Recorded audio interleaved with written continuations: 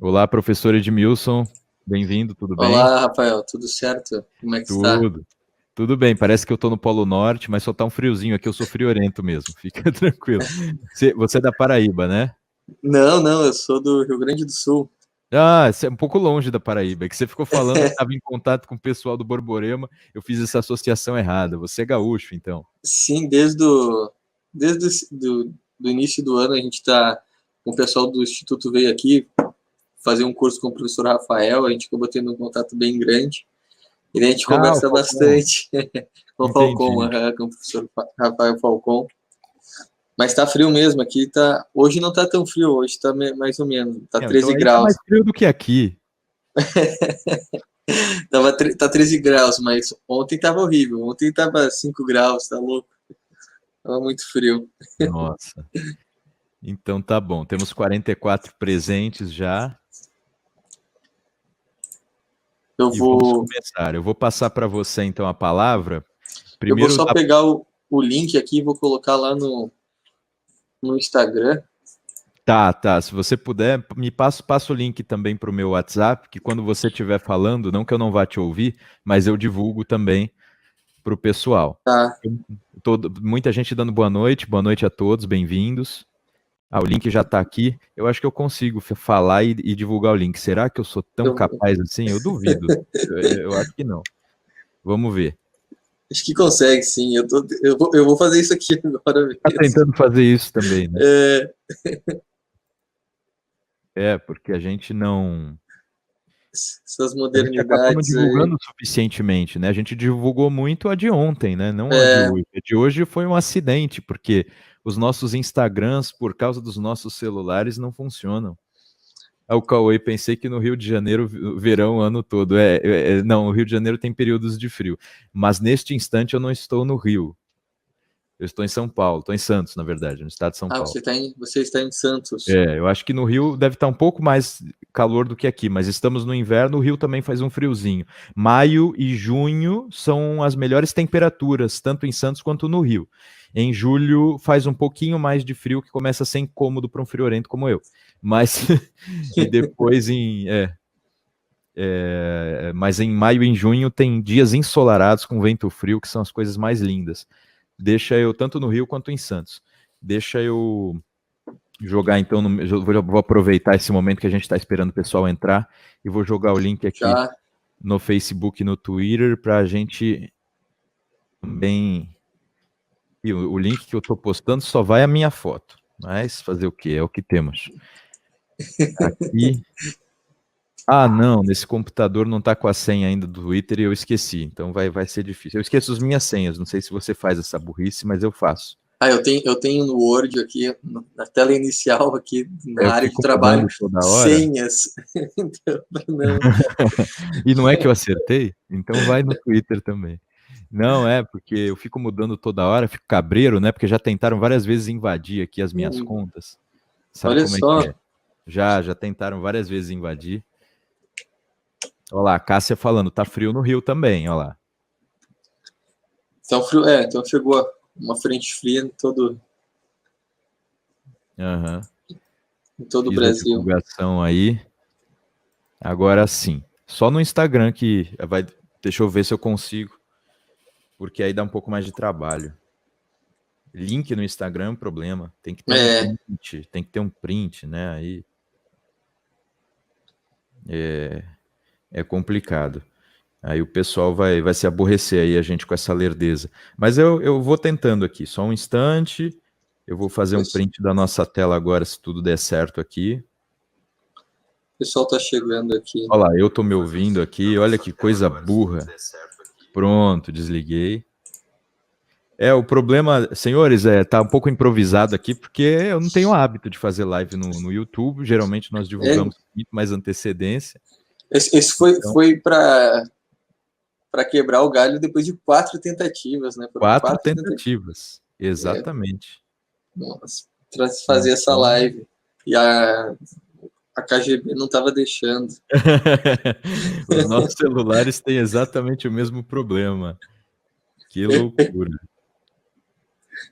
Não, é muito, muito louco mesmo, né? Isso aí tá Sim, louco. sim. uma função. E ridículo, porque eu procurei um celular bom, né? Eu investi nisso, né? Porque eu nunca tive celular bom, mesmo porque eu nunca tive dinheiro. Aí eu pensei, bom, eu trabalho com isso e muitos seguidores, eu viajo toda hora, e esse celular que eu adquiri, eu gosto muito da canetinha, né? Ah, Então sim. ele tem a canetinha. Eu pensei, agora eu tenho um celular bom finalmente. Olha ela aqui, ó. E aí essa porcaria não funciona para aceitar live. Muito bem. Mas, Ai, meu Deus. mas ele, pelo menos o meu, ele funcionava ali até maio, abril, e depois atualizou, o aplicativo atualizou e veio com esse bug, onde eu não consigo ser convidado. Antes Ah, era normal, até poderia, mas depois disso deu esse problema na sim, função, tô isso quase aí. pronto aqui. Tô quase pronto. Consegui também, conseguindo jogar no Instagram também. Aí o pessoal já vai poder nos ver entrar no assunto, porque a gente já está pronto. Já está demorando aqui. Agora sim, tá divulgado nas minhas redes. Pessoal, desculpa de novo aí o improviso, tá? A questão é justamente de que a gente está se adaptando aí a uma live já adiada há algum tempo. Então vamos lá. Edmilson, Vamos bem-vindo, lá. tá? Ao meu Instagram não, ao meu YouTube aí, meu canal, que eu até fico feliz porque eu já estava pensando em usá-lo mais, porque tem muitos seguidores aqui, eu fico pensando, bom, eu não tenho os mesmos seguidores em todas as redes, tem gente que só usa o YouTube, né? Quem só usa o YouTube pode até dar um alô aí para confirmar o que eu estou falando. E aí eu fiquei pensando, pô, parece que eu só gosto dos seguidores do Instagram, então é bom eu priorizar um pouco o YouTube. Eu comecei a jogar aqui as lives que eu fazia no Instagram, eu baixava e jogava para cá. E agora eu fiz uma live ontem, graças também à nossa tentativa de fazer live ontem, não deu certo, mas eu fiz uma live, foi muito divertida, muito interessante, respondi pergunta dos seguidores aí, e hoje nós estamos conseguindo fazer finalmente a nossa live sobre o descobrimento do Brasil. Então, obrigado pelo convite, tá, professor? Eu te passo a bola, peço que você também se apresente, porque eu te conheço pouco ainda, embora tenhamos contato pela internet, eu não conheço tão bem o seu trabalho, o que você faz, você me disse hoje que trabalha em escolas, eu quero saber quais são há quanto tempo você trabalha em escola, quais são seus temas de predileção, qual é a sua formação e por que que você me convidou para falar sobre esse tema do descobrimento. Aí você já pode abrir também com a tua apresentação e me passa a bola com as perguntas que você quiser. Fica à Beleza. vontade então, professor, começa aí, estamos chegando perto dos 100. Antes de mais nada, eu quero agradecer a disponibilidade do professor aí, em meio a todas as atividades, a ter se disposto a 4 tentativas de lives. Isso é uma gratificação muito grande. É uma alegria muito, muito grande conversar com você, então eu quero ter esse agradecimento, porque, digamos assim, eu acredito que muitas pessoas tiveram esse mesmo alerta assim, para a vida intelectual, para o conhecimento, quando o professor o Olavo começou ficar mais conhecido na internet e tal. Eu sou da época E que ele não era conhecido, eu sou você é um dos primeiros alunos, né? Eu conheci o Não, ainda professor tem em uma 2000. geração antes de mim. Tem acho que uma ou duas gerações antes de mim. Eu cheguei no início dos anos 2000. Eu sei que ele tem alunos Nossa, olha da só. década de 80, que já era outro assunto, com coisas totalmente diferentes, e os alunos da década de 90, que era quando ele estava começando a ingressar na área da filosofia, publicou o Imbecil Coletivo. Em 93, a Nova Era e a Revolução Cultural, em 95, o Imbecil Coletivo, e aí depois o Jardim das Aflições, que não me recordo o ano, mas na década de 90, então. E aí no início dos anos 2000, eu ouvi o nome dele em 2002 e 2003 virei aluno presencial, antes dele ir para os Estados Unidos, portanto. Nossa, olha só. Não sabia dessa história. Sim, fui aluno presencial em São Paulo. Que legal. Eu conheci o professor foi em 2013, quando, digamos assim, eu tive minha conversão intelectual, minha mudança intelectual. Meu nome é Edmilson, né? Já está aí. Eu sou Tá bem formado grande. em História, sou formado em História, mestre, fiz mestrado na área de História. Sempre atuei nessa área meio acadêmica, fui bolsista de iniciação científica, ingressei aí dentro dessa área acadêmica e, né, estava assim, totalmente inserido dentro da academia, totalmente, né, colocado dentro, quando, então, em 2013, deu aquela movimentação dos 20 centavos. Eu, com alguns amigos, fomos para várias manifestações aqui no Rio Grande do Sul, Olha só. e até que, discutindo com alguns amigos, eu sou católico, da igreja, porque eu ficava assim, como vocês que são católicos não estão lutando em favor daqueles que precisam, né, e tal, todo aquele discurso da teologia da libertação, aquele discurso de esquerda e dentro da igreja e tal, ele nos debates e tal, conheci o padre Paulo Ricardo, depois conheci o professor Olavo, e daí foi assim um plim, assim, meu Deus, fui enganado, né, fui enganado durante um bom tempo da minha vida. E daí comecei a reformular toda a minha visão de mundo, a minha visão de igreja, do estudo, da história, de como ser um professor e tudo mais. Que legal. Então foi uma mudança, assim, um baque, assim, foi de um extremo ao outro. Daí eu saí de esquerdista, virei liberal, anarcocapitalista, para depois então barba aí você era sindicalista. E para ficar mais equilibrado depois, para ter mais noção na cabeça, né? Enfim. Você foi do movimento estudantil ou não chegou a isso? Eu não cheguei a ser filiado, digamos assim, mas eu fui. Não filiado, do... mas do movimento estudantil. Só que eu não era de esquerda, então eu era um patinho feio. É mesmo? A gente participava do diretório acadêmico, daquela coisa lá, mas eu nunca cheguei a ser assim, participar assim, de maneira muito ativa no negócio. Depois eu acabei fundando, dentro da Unicinos, lá o primeiro grupo de estudo, está existindo até hoje lá, grupo de estudo liberais, dentro da Unicinos, mas depois saí tudo, acho que existe ainda, não sei. Mas, enfim, até o Van Hatten, na época, participou dentro das eleições, enfim. Legal. Mas foi esse, assim, digamos assim, esse processo de conversão, assim, né, de mudança de visão de todas as coisas. Então, foi um plim, assim, né, como se eu tivesse saído da Matrix, né, vamos dizer, estava sendo totalmente naquela visão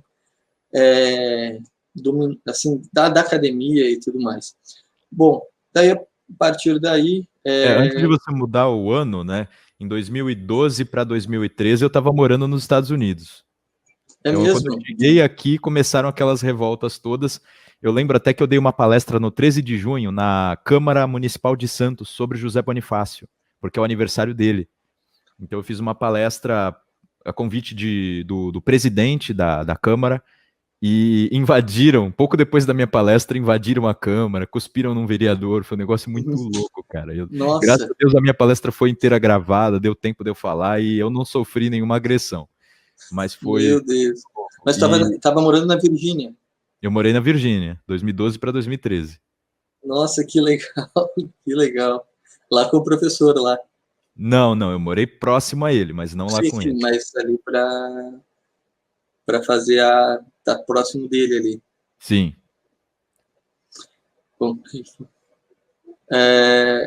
então, em 2013, foi quando eu, né, mudei, comecei a estudar, me aprofundar, e nisso daí, ou até hoje, né, graças a Deus, estou aí no caminho, digamos, no caminho certo, aí, tentando cada vez mais estar no caminho certo das coisas, buscando as fontes. É o caminho do estudo, né? Menos Exato. uma ideologia política influenciando o estudo, é o caminho do estudo. Quando, por exemplo, as teses mais economicistas ou até marxistas fizerem sentido, a gente vai ter que dar o braço a torcer e dizer que aquilo faz sentido. Quando não faz sentido, a gente tem que enfrentar a burocracia, a máfia das universidades e dizer, não, isso aí não corresponde aos documentos e aos estudos. Só para deixar bem claro a todos, a questão não é que a gente quer politizar a história de um modo diferente. Queremos estudar e descobrir as coisas, desde um ponto de vista daquele que pesquisa, daquele que estuda, daquele que quer mesmo compreender, chegar próximo aí da verdade dos fatos. Então é só para deixar claro, porque os mal intencionados às vezes pegam trechos das nossas falas e vão querer dizer que, né, nós estamos querendo transformar a história, né, numa propaganda de direita. Muitos mal intencionados fazem isso. Mas pode continuar. Desculpa ficar te interrompendo. Não, sem nenhum problema. E exatamente na história a gente sofre com isso demais. Assim, a história ela tem toda uma visão ideológica dos fatos históricos, uma historiografia muito ideológica, e é difícil você sair disso, entendeu? É difícil você encontrar fontes sem aquele viés ideológico. É uma coisa assim impressionante. Pelo menos dentro da universidade você não encontra isso.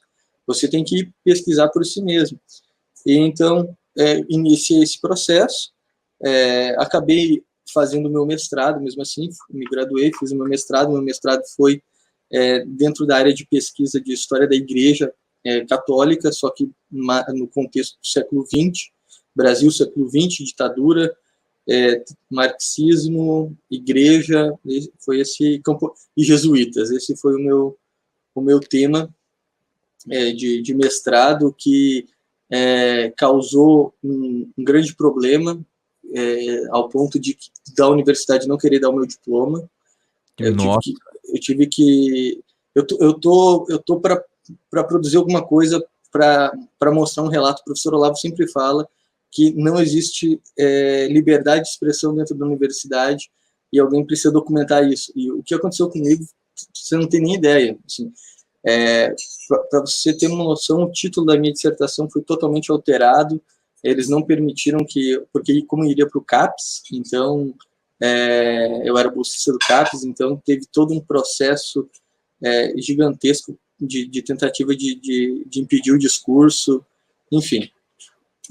Então, dentro disso aí eu comecei também na área da internet a trabalhar com a área de história, principalmente focado na área da história da igreja.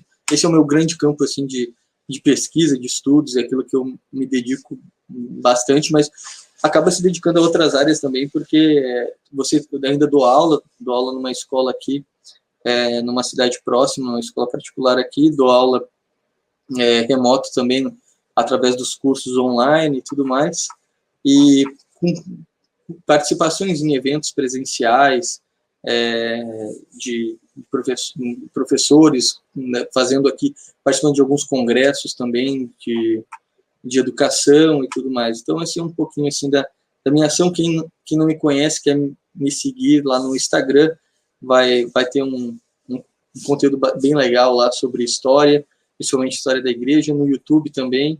Excelente. Nossa, a história da igreja é um assunto que nós precisamos aí de melhores expositores.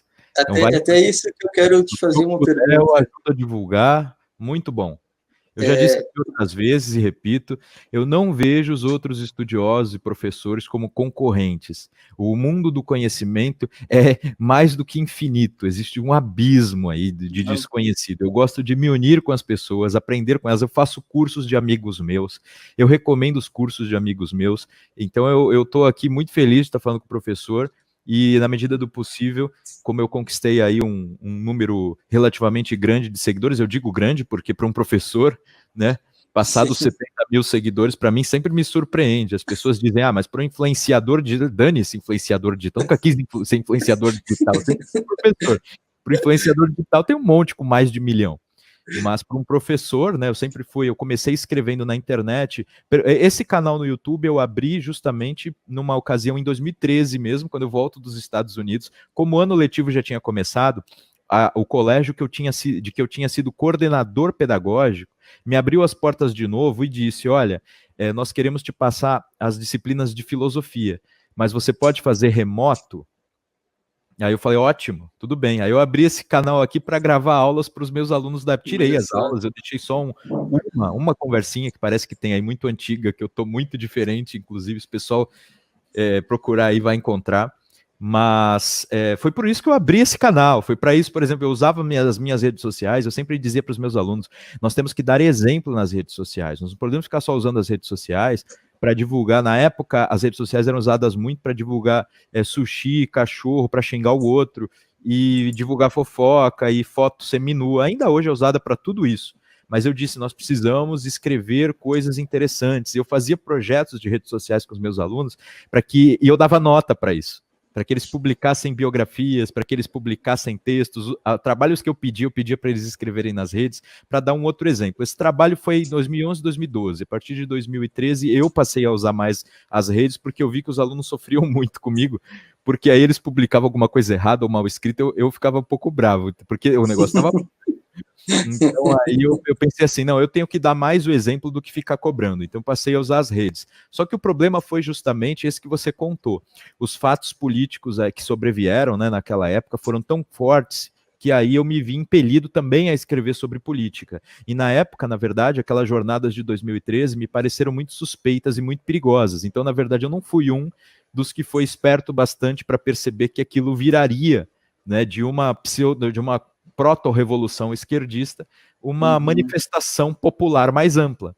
Eu fui contra desde o início, eu só adverti sobre os perigos e depois eu comecei a perceber e comecei ao finalzinho já a achar que valia a pena, né? Porque justamente essas manifestações, elas tomaram pautas que eram interessantes para a época. Então aí eu achei interessantes. Mas foi por isso que acabei escrevendo também sobre política. E acho que é nesse caso que comecei a influenciar mais, mas eu era um daqueles alunos do Olavo mais escondidos, né? Mas eu achava que as redes, eu tinha muita visão socrática das redes como uma espécie de ágora, de praça pública, na qual a gente pudesse trazer ali, sabe aquele chato? Eu queria ser o chato das redes sociais para trazer questões para as redes sociais e ficar cutucando todo mundo. Por que a gente não escreve melhor nas redes sociais? Né, com a língua portuguesa respeitada? Por que a gente não reflete nas redes sociais? Só que aí as questões políticas passaram por cima da reflexão. E, ao mesmo tempo, as redes sociais não são tão públicas assim. Na verdade, não são praças públicas, são espaços privados, que muitas vezes são controlados. E eu fui acordando para isso, dá até para escrever um ensaio a respeito disso. Mas foi assim que eu comecei, entendeu? A ficar mais famosinho, digamos assim. Não é famoso de fato, mas para um professor, para mim, eu estourei. Estou feliz, não estou reclamando de nada. Então, aí eu consigo te ajudar no caso da divulgação, porque a história da igreja, por exemplo, eu também voltei à igreja há pouco tempo, né? Fui crismado no ano passado. Até na paróquia de um padre muito amigo aqui, que é o Padre Ricardo, né? O Padre Ricardo, meu pároco, né? Então, eu tô muito feliz por isso, mas também, como é um retorno, eu não sou apto a falar nem sobre a história da igreja, embora a história do Brasil eu conheça razoavelmente bem, eu não tenho nada de muito especial para falar. Então eu tenho muito a aprender com você e gostaria também que você pudesse ensinar para muitas mais pessoas. Nossa, é uma alegria muito grande. Me coloca 100% disponível para a gente conversar, para falar sobre isso, porque realmente muitas pessoas hoje não têm aquilo que o Dom Fulton Sheen vai dizer. Se você sair na rua, você encontra milhares de pessoas que odeiam a igreja, mas você não encontra 5 pessoas que odeiam aquilo que elas acham que são a igreja. Você não encontra 5 pessoas que realmente odeiam o que o que é de fato a igreja. Então, conhecer a história dela assim, é uma parte essencial para a gente poder ver o que realmente aconteceu e onde estão todas as coisas, assim.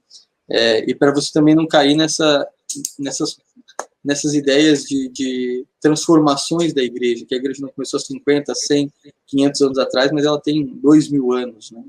Enfim, sim. Então, esse foi assim, uma coisa que me debrucei sobre pesquisa, principalmente porque, como eu sempre fui da igreja, e eu encontrava pessoas diziam assim, mas nossa, você é professor de história e você acredita em Deus? Como assim? Eu perdi meu filho por causa que um professor de história dizia que Deus não existia. E daí começou a surgir esse desejo, essa vontade de não, a gente precisa fazer alguma coisa, a gente precisa ajudar esses pais, a gente precisa ajudar esses jovens, a gente precisa ensinar. A verdade tem que chegar de algum lugar. Eu fui convidado para participar de rádios aqui em Santos, acho que a partir do final de 2017 ou do início de 2018. E aí eu ia às rádios, e aí sempre que tinha um novo comentarista, terminava e falava assim, meu Deus, mas você é um professor de história e não é de esquerda? Que coisa mais inusitada. Eu, pois é, tá vendo? Existe. Mas vamos lá. São poucos. Estamos chegando a 30 minutos e não entramos no tema. Daqui a pouco o pessoal vai protestar aqui. Vai fazer Pode uma terminar militância. a sua apresentação e depois já entra no tema. Mas eu queria entrar aqui mesmo, nesse ponto aqui. Eu acho que o que foi crucial, assim, que foi um baque, assim, para mim, foi quando a Brasil Paralelo lançou A Última Cruzada. E pô, aquilo foi incrível, assim. Eu acho, assim, se alguém do Brasil Paralelo ouvir essa live, assim, olha, para superar aquele lançamento, nossa, foi demais. Foi Ué, tem incrível. Eu não sou sócio, mas eu passo a mensagem para eles. Mas porque foi incrível, assim. E o que me impressionou naquilo lá? Quando eu ouvi aquelas informações sobre a história do Brasil, o Thomas eu já conhecia aqui, de contato com ele em Porto Alegre, alguns eventos que a gente ia aqui e tal, com o pessoal lá da Escola Clássica também, do Instituto Hugo de São Vitor. Mas eu fiquei assim, meu Deus, mas eu nunca ouvi isso na Universidade de História. Minhas aulas de Brasil lá, eu nunca ouvi essas referências, eu nunca ouvi essas informações. O que aconteceu, né? Então, aquilo ali foi um baque, assim, e foi muito legal porque trouxe essa vontade das pessoas de amar o Brasil, de amar a sua nação, né?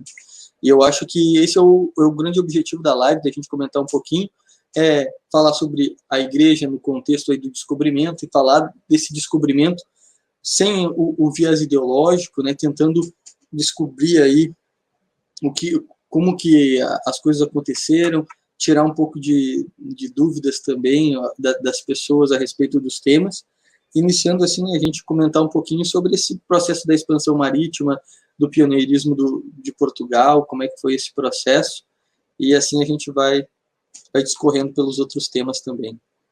Sim, sim. Maravilha.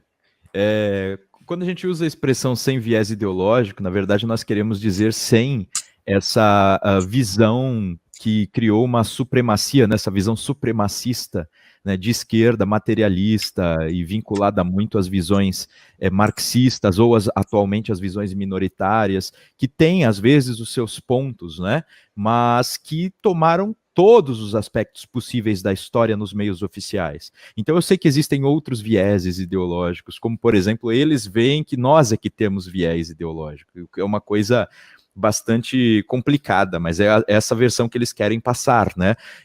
Mas na verdade nós somos interessados em estudar, existem algumas pessoas de esquerda também interessadas em estudar, que a questão delas não é só criar narrativas para criar adeptos e militantes, embora eu entenda que a grande maioria esteja vinculada a esse objetivo ou para, digamos assim, bajular os seus amigos ou para bajular pessoas que podem fazê-las prosperar profissionalmente, porque é assim, a burocracia da universidade é assim, se você sabe falar de acordo com as exigências, muitas vezes ideológicas ali, que são fortes, né, que tem a supremacia, você consegue avançar. Se você fala de uma outra maneira, não. E nós temos uma perspectiva diferente, que eu acho que tem a sua dignidade, mereceria espaço nas universidades, sim, né?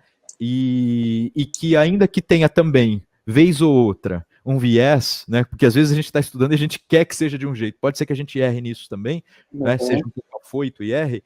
É uma visão que eu, pelo menos, procuro, que ela tem relação com estudos da historiografia e com estudos das fontes. Então, é uma visão que, na medida em que nós formos crescendo, e por crescendo eu entendo escrevendo, falando, aparecendo, criando produtos, nós vamos afirmando uma nova perspectiva que pode interessar outras pessoas, e se ela tiver mais razão, ela pode se fixar como um parâmetro para o futuro. Agora querem nos calar e ainda dizer que nós é que temos a intenção de ideologizar todo mundo. Isso é uma calúnia, tá? Isso, a calúnia seria se fosse um crime, mas é uma difamação muito grave, tá? As pessoas que dizem isso do Brasil Paralelo, da minha pessoa, do professor Edmilson, estão nos difamando. Não é a nossa intenção criar militantes, nós somos apaixonados pela história, tá? E se tem um erro ou outro, acontece com todo mundo. Diga. Só um comentário para isso que você está comentando, para ter uma ideia. Eu estudei desenvolvimento da teologia da libertação. Então, aquele discurso dos próprios libertadores, que ele já comenta sobre isso, e tem aquilo que o professor cita a respeito da infiltração dos comunistas dentro da Igreja Católica, do projeto da KGB, e eu fiz uma citação e coloquei as referências dos documentos, citei os trabalhos do livro lá, Elo Perdido, 1964, agora não lembro o nome dos autores, mas enfim. Mauro Abranches. Oi? Mauro Abranches, né? Eu não lembro. Isso, e o Petrilac, é uma coisa assim. E eu citei o trabalho, e na hora, por exemplo, da banca, os caras caíram em cima dizendo que isso ali era propaganda, que não era ideologia, que não era história. Como não é propaganda? É uma coletânea de documentos, meu Deus. Exatamente, exatamente. Não, mas tava um documento... É ideologia, senhores. Isso sim é ideologia no mau sentido. É uma supremacia ideológica que quer nos calar. Nós não queremos calar ninguém, nós queremos apresentar a nossa perspectiva, a nossa visão, que tem o seu direito de ser apresentada, tem a sua dignidade, e se tiver erro, se tiver excesso, se tiver um problema ou outro, nós corrigimos com o tempo.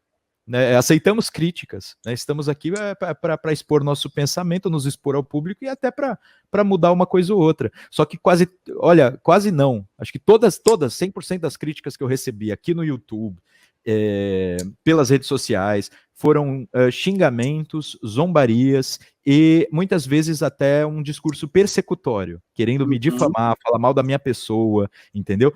É uma vergonha, é realmente uma vergonha. Aqueles que diziam que iam, desmontar o Brasil Paralelo não obtiveram êxito, porque tudo que eu vi foi muito fraco. O melhorzinho que eu vi, que também tem mais viés do que, digamos, análise científica, foi eu esqueci o nome dele, foi um da Folha de São Paulo.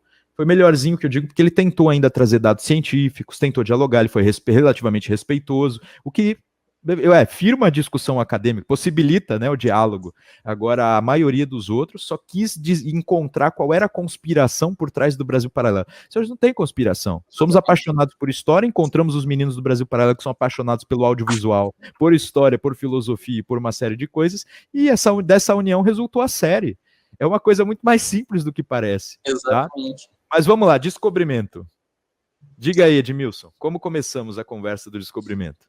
Então, queria deixar essa parte para você comentar um pouquinho desse contexto da expansão marítima, já trazendo também por que Portugal foi pioneiro, o que fez com que Portugal se tornasse esse pioneiro nos descobrimentos. Claro, teve a Espanha também, mas Portugal que teve foi a primeira nação dentro de uma estrutura moderna e depois a sair nesse processo de encontrar os lugares perdidos dentro do norte da África e tudo que vai acontecendo. O que estava acontecendo na Europa nesse meio tempo, no século XVI, século XV, século XVI, essa transição, e que fez com que Portugal fosse o pioneiro, né? Eu acho que esse é um ponto de partida importante, levando depois para essa questão, eu acho, do espírito aventureiro.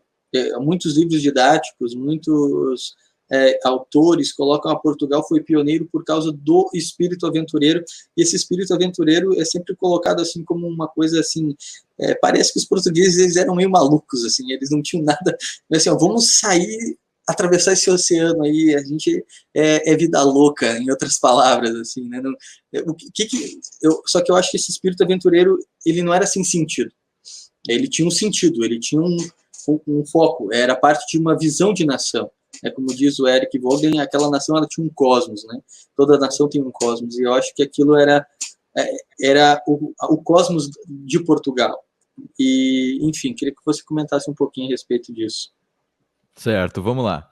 Bom, eu não sou especialista no tema do descobrimento, eu sou um interessado, li bastante coisa sobre isso, e do que eu sei, a coisa é mais complexa do que falar que eram aventureiros. Evidentemente eram aventureiros mesmo, mas isso não explica tudo como muitos livros pretendem, né? Eles eram meio vida louca, mas, cara, você imagina, o negócio é quase impossível né, de conceber. Você estava lá num reino relativamente, porque a gente usa a palavra nação, faz sentido até, como um elo cultural. mas eram reinos, né, na época, e eles tinham uma visão que derivava, né, de todo o contexto das cruzadas que remonta ao século XII. Então esse assunto começa mesmo no século XII, quando as cruzadas são inauguradas, e era um empreendimento justamente contrário aos muçulmanos, e não a todos os muçulmanos. Inicialmente, havia já muçulmanos que controlavam a Terra Santa, e os cristãos eram autorizados a frequentar aquelas terras. Mas houve invasões, né, de outros grupos muçulmanos que já eram anticristãos, e daí os cristãos gostariam de retomar a rota, né, e como não ia possibilitar retomar a rota, dizendo, obrigando os muçulmanos a abrirem as portas, eles precisavam tomar de volta, né, a questão da terra. Então foi criada uma ordem, né, na França, que era a Ordem dos Cavaleiros do Templo, justamente era uma ordem de monges guerreiros, né? O pessoal fala muito em Shaolin, gosta daqueles monges da China, mas monges guerreiros no século XII é uma questão bastante europeia, e eles tinham justamente essa união entre uma visão bastante religiosa e uma visão bélica. E esses monges guerreiros, no século já XII, no século XIII, para o 14, eles foram muito perseguidos, porque nessas atividades, né, a primeira cruzada obteve êxito, e depois foram várias, né, se não me engano 10, e os cristãos não tiveram tanto êxito assim. Foram alguns sucessos e muitos insucessos, mas o fato é que formou-se uma ordem poderosíssima, essa ordem, entre outras, não foi a única, mas essa ordem ficou, ela é a que tem a ver com o nosso assunto. Ela ficou poderosíssima porque ela tinha autorização de não obedecer aos reis. E, ao mesmo tempo, ela tinha códigos secretos. Havia uma autorização papal para que essa ordem tivesse justamente muito segredo, porque se não houvesse segredo, poderia facilitar a descoberta pelo inimigo das táticas, estratégias e procedimentos da Ordem Templária. Então, ela aceitava segredos. E só uma pessoa conhecia, na verdade duas pessoas conheciam todos os segredos da Ordem, que eram o grão-mestre da Ordem e o Papa. Só 2 pessoas. Todos os outros iam conhecendo os segredos aos poucos, mediante iniciações. Então a maçonaria pega muito desse esquema aí, dessa característica, né? Por isso que muita gente atribui aí a fundação da maçonaria, né? Inclusive o grão-mestre que foi morto ao final, né, quando a ordem é, digamos assim, encerrada, fechada, pelo menos formalmente, o Jacques de Molay é um dos inspiradores da maçonaria, mas futuramente os papas continuariam dizendo que a ordem, as ordens fundadas e que atribuem sua fundação aí à Ordem dos Templários, elas eram anticatólicas, né? Na verdade, do que eles foram acusados? Eles foram acusados de muitas coisas que provavelmente são injustas, e outras coisas que não tem muito a ver com os verdadeiros motivos. Eu disse que era uma ordem muito poderosa, e ela criou então um poder enorme porque elas conheciam as rotas terrestres, as rotas marítimas, inclusive muitos segredos de navegação, muitos segredos de trânsito, né? Vocês sabem que também é muito difícil de você avançar sobre a terra também, não é? De você avançar por estradas, criar estradas e avançar também sobre territórios incógnitos. Então isso tudo é muito difícil. E eles criaram a capacidade para isso. Ao mesmo tempo eles criaram o título de crédito, o banco, né? O que é título de crédito? Você tem muita vaca e quer mudar de cidade, você vende as vacas para um templário aqui, vende não, você deixa com um membro, um cavaleiro da Ordem Templária num canto, ele te dá um papel dizendo que vale tantas vacas aquele papel, aí você viaja para lá, não sei onde, dá para outro cavaleiro e ele te restitui em moeda, em vaca, no que seja. Então criam um título de crédito, depois criaram bancos inteiros para reunir esse crédito todo que eles tinham. Então a coisa é enorme, né? O poder que eles foram criando era enorme e, repito, eles não precisavam obedecer aos reis. E, enfim, os reis foram ficando incomodados, principalmente um dos reis da França. Isso é bastante bem contado no primeiro episódio aí da série Última Cruzada, tá? E aí ele começa a perseguir, né, os Cavaleiros Templários. Parece a perseguição a Sócrates, né? Ou a perseguição hoje aos conservadores que, em tese, promovem fake news ou coisas assim. São coisas que não fazem tanto sentido, como, por exemplo, eles são responsáveis por matanças de crianças, eles são responsáveis pela pregação anticristã, são responsáveis por se converter ao Islã, são responsáveis por homossexualidade e muitas outras coisas. Quando as palavras não eram exatamente essas, eu atualizei, mas havia todos esses fatores aí de, digamos, indicação de que havia crimes sendo cometidos pela Ordem dos Templários. O que acontece, então, é que ela é fechada e perseguida, mas o rei de Portugal, ele foi muito ágil nesse sentido, ele foi muito esperto. Os reis de Portugal, aliás, é bom que vocês saibam que aqui no Brasil os portugueses têm uma má fama. Eu tenho família paterna portuguesa, então eu tenho autorização tanto para fazer piada quanto para defender. Então, assim, os portugueses têm a imagem de serem burros, né? De serem meio tolos, meio retardados, mas os reis portugueses tiveram, por muito tempo, algumas das bibliotecas mais importantes da cristandade da Europa, e eles eram conhecidos também por serem sábios, né? E o rei português na ocasião, deixa eu lembrar, o rei português na ocasião, esqueci, ele teve a seguinte sacada, que foi de dizer o seguinte: olha, em Portugal eles não cometeram crimes. Não tem nenhuma prova contra os caras aqui em Portugal. Então eu vou fazer assim, eu não vou extinguir a ordem. O Papa deixou, olha a sorte. Portugal foi lá, o Papa, e dizer, aqui eles não cometeram crime. Vamos fazer assim, a gente extingue a ordem templária, mas cria uma outra e desmilitariza os templários. É uma ordem monástica, chamada Ordem de Cristo. Não são mais militares, eles são só monges. E o patrimônio dos templários pode vir, então, para Portugal. Claro, vai ser da ordem, mas pode vir para Portugal. Dizem, então, que os templários fugiram principalmente para Portugal. Tá? Existem também anedotas que dizem que alguns templários foram para a Escócia. Se você reparar, a primeira das guerras de libertação, aquelas ideias quase iluministas na Idade Média, século XIV, foram na Escócia, né? E foram para a Suíça. Se você reparar os grandes bancos até hoje, você pode também, talvez, isso é elucubração minha, pode talvez também atribuir a ascendência. Posso abrir um parênteses? Diga, pode. Não, só para esclarecer essa questão dos templários ali, o que no final deles, né, o que acontece, assim, é que nós estamos no contexto ali da Guerra dos 100 Anos, a guerra entre Portugal e Espanha, meu Deus, entre França e Inglaterra, né, e o que acontece é que o Felipe o Belo, ele quer o financiamento de tropas por parte dos templários, que os templários financiassem as tropas francesas na guerra. E estavam fazendo isso de certa maneira.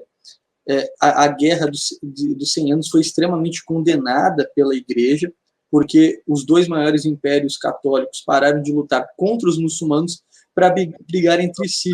Exatamente. Os santos da época, como Santa Catarina de Sena, São João Arnes, eles têm várias profecias dizendo que viria uma grande peste se os reis católicos não voltassem a obedecer o chamado do Papa. Por isso que alguns falam que a peste negra teria sido um castigo divino por conta dos reis não terem obedecido o chamado papal. E Felipe o Belo estava tentando manipular a igreja há um bom tempo, estava tentando tomar as rédeas nesse contexto de século XIV, já uma decadência aí, né, desse processo da cristandade, aquilo que o Ursinca lá vai, o outono da Idade Média.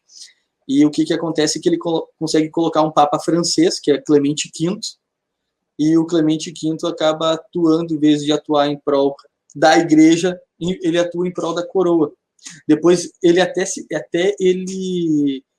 se arrepende de ter ajudado, de ter exterminado com os templários. Ele se arrepende disso porque foi uma matança geral em toda a Europa, se arrepende de ter dado todas as regalias que deu para Felipe o Belo. Só que daí o que acontece? Felipe o Belo vai lá e sequestra ele e leva para Avignon, e começa um dos períodos mais complexos da história da igreja, que é o tal do cisma do Ocidente, que vai ocasionar em 2 papas ao mesmo tempo, e depois 3 papas ao mesmo tempo, um excomungando o outro, brigando entre si. Isso vai ser uma loucura. Então, esse processo aí dos templários foi num contexto bastante de catolicismo, vamos dizer assim, bem complexo, né? Só isso que eu queria esclarecer. Uma outra coisa sobre os bancos da Suíça, eu já ouvi teorias, e eu acho muito, muito interessante também, de que os Países Baixos ali, a Suíça, eles têm esse grande número de bancos porque os judeus eram quem detinham o ouro da Espanha. Então, todo o descobrimento, o ouro, a prata que vinha das Américas, eram dos bancos dos judeus. E quando a Isabel a Católica, né, e eles expulsam todos os judeus do reino da Espanha, logo eles expulsam todos os bancos. E eles vão, então, para essa região aí da Dinamarca, da Holanda, dos Países Baixos ali, e que depois vão influenciar na Revolução Industrial. É mais ou menos o que Marquês de Pombal fez com os jesuítas. Vou expulsar todos os jesuítas do Brasil. Só que ele não sabia que todos os jesuítas eram todos os professores. Então, ao mesmo tempo, saiu todos os professores. Eu vi essa teoria também a respeito dos bancos. Achei muito interessante compartilhar. Sim, sim, sim. E faz sentido. Tem aquela teoria que os pernambucanos gostam muito também, né? Mas isso é bem posterior à teoria de que Manhattan foi fundada com os judeus que, a princípio, estavam em Recife, né? Então, olha só, essa eu não sabia. Nova York teria sido fundada por brasileiros pernambucanos. Mas você sabe que o pessoal de Recife é meio megalomaníaco, mas eu acho que foi pesquisado e existem provas razoáveis de que houve pelo menos uma influência e uma migração. Mas como também não é o assunto, voltemos aqui para a narrativa. Enfim, foi fundada então a Ordem de Cristo e parte considerável aí dos segredos, não só do tesouro, né? Tinha então recursos e tinham segredos. Eles foram mantidos em Portugal. Então vocês sabem que isso vai sendo transmitido segundo as regras da Ordem de Cristo, e um dos grãos-mestres foi o famoso infante Dom Henrique, lendário infante Dom Henrique, que teria aí fundado também, o infante Dom Henrique existiu. A escola de Sagres não se sabe, mas ele teria fundado a escola de Sagres, mas ainda que ele não tenha fundado, o fato é que muitos desses segredos náuticos provavelmente prosperaram ali em Portugal. Isso aí eu estou falando do início do século XV, hein? Não estou falando já de perto do século XVI, estou falando do início. E aí, posteriormente, inclusive tem uma bula papal, se eu lembrar aqui, durante eu falo, uma bula papal que endossa algumas ideias que estavam circulando em Portugal no início do século XV, 1416, por aí, que dizia que valeria a pena chegar à Ásia por outra rota, e os reinos, os povos conquistados no processo seriam cristianizados. Então, o Papa autorizava essa ideia, que seria uma ideia dos portugueses. Então, essa ideia veio bastante cedo, não é? E aí o que acontece é que você vai ter, então, o desenvolvimento aí desses recursos náuticos que, na prática, estavam muito localizados em Veneza e Gênova, né? Veneza tinha uma armada grande, tinha uma frota tanto comercial quanto uma frota armada, uma frota militar, e Gênova era, sobretudo, comercial, mas eles tinham muitos segredos, né? E é a partir daí que viria o genovês, né? Cristóvão Colombo, muito biografado, né? Muitas ideias sobre ele foram propagadas na época, embora ele tenha morrido aí na desgraça, e hoje conhece-se muito sobre a vida dele. Sabe-se que ele foi muito cedo a Portugal. Ele foi muito cedo, inclusive a linguagem que ele mais usava, embora ele soubesse várias línguas, era um espanhol aportuguesado. Tá? Também existem teorias de que ele era espanhol. Tá? Eu não sou adepto dessa teoria, que ele era filho de um judeu espanhol. Tá? Mas ele, pelo que eu entendi, e isso eu sigo muito de perto, o livro do Sinésio Sampaio Góes, tá? Que é Navegantes, é a parte dos navegantes, naturalmente, Navegantes, Bandeirantes e Diplomatas, um livro sobre a história do Brasil que eu recomendo.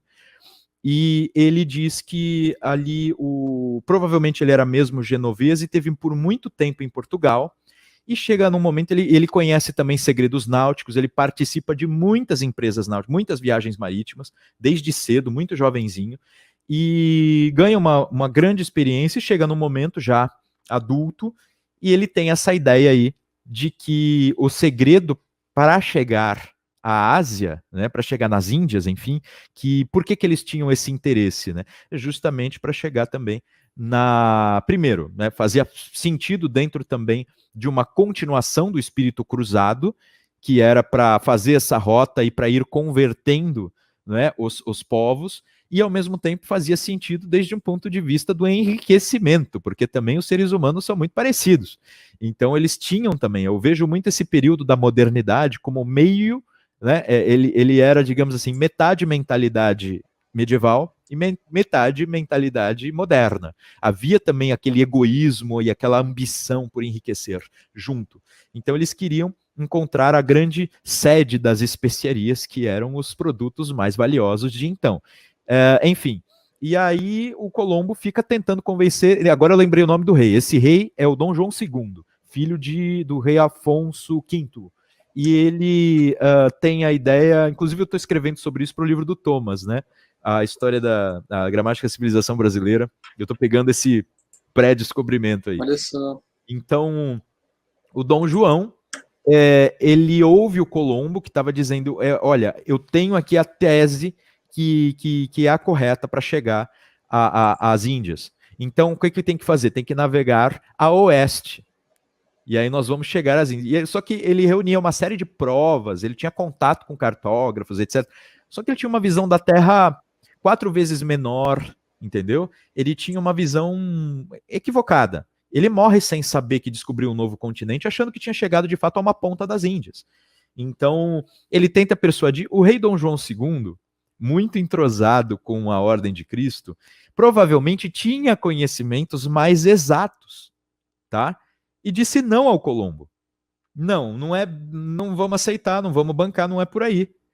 Tá? O Colombo encheu a paciência, ele era megalomaníaco. Se você pegar as fontes, e nesse livro do Sinésio tem trechos, né, transcritos, as citações dessas fontes das pessoas da época, você vai ter bastantes referências sobre como o Colombo era visto pelos portugueses. É alguém que exagera todas as suas virtudes e capacidades, não é? E que tem planos também excessivos e muito imaginários, muito imaginativos. Então, por que eles deveriam estar escrevendo assim? Porque eles tinham mais conhecimentos, olha. Entendeu? E eles entenderam, por aí não vai dar certo.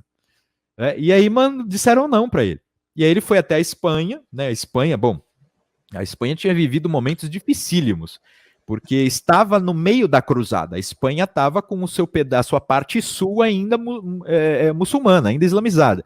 E eles tinham essa cruzada em seu próprio território, e chega um pentelho, né, que o Colombo era muito chato, dizendo, olha, eu posso provar, vocês banquem o que eu estou falando, eu posso provar que se for a oeste vai dar tudo certo.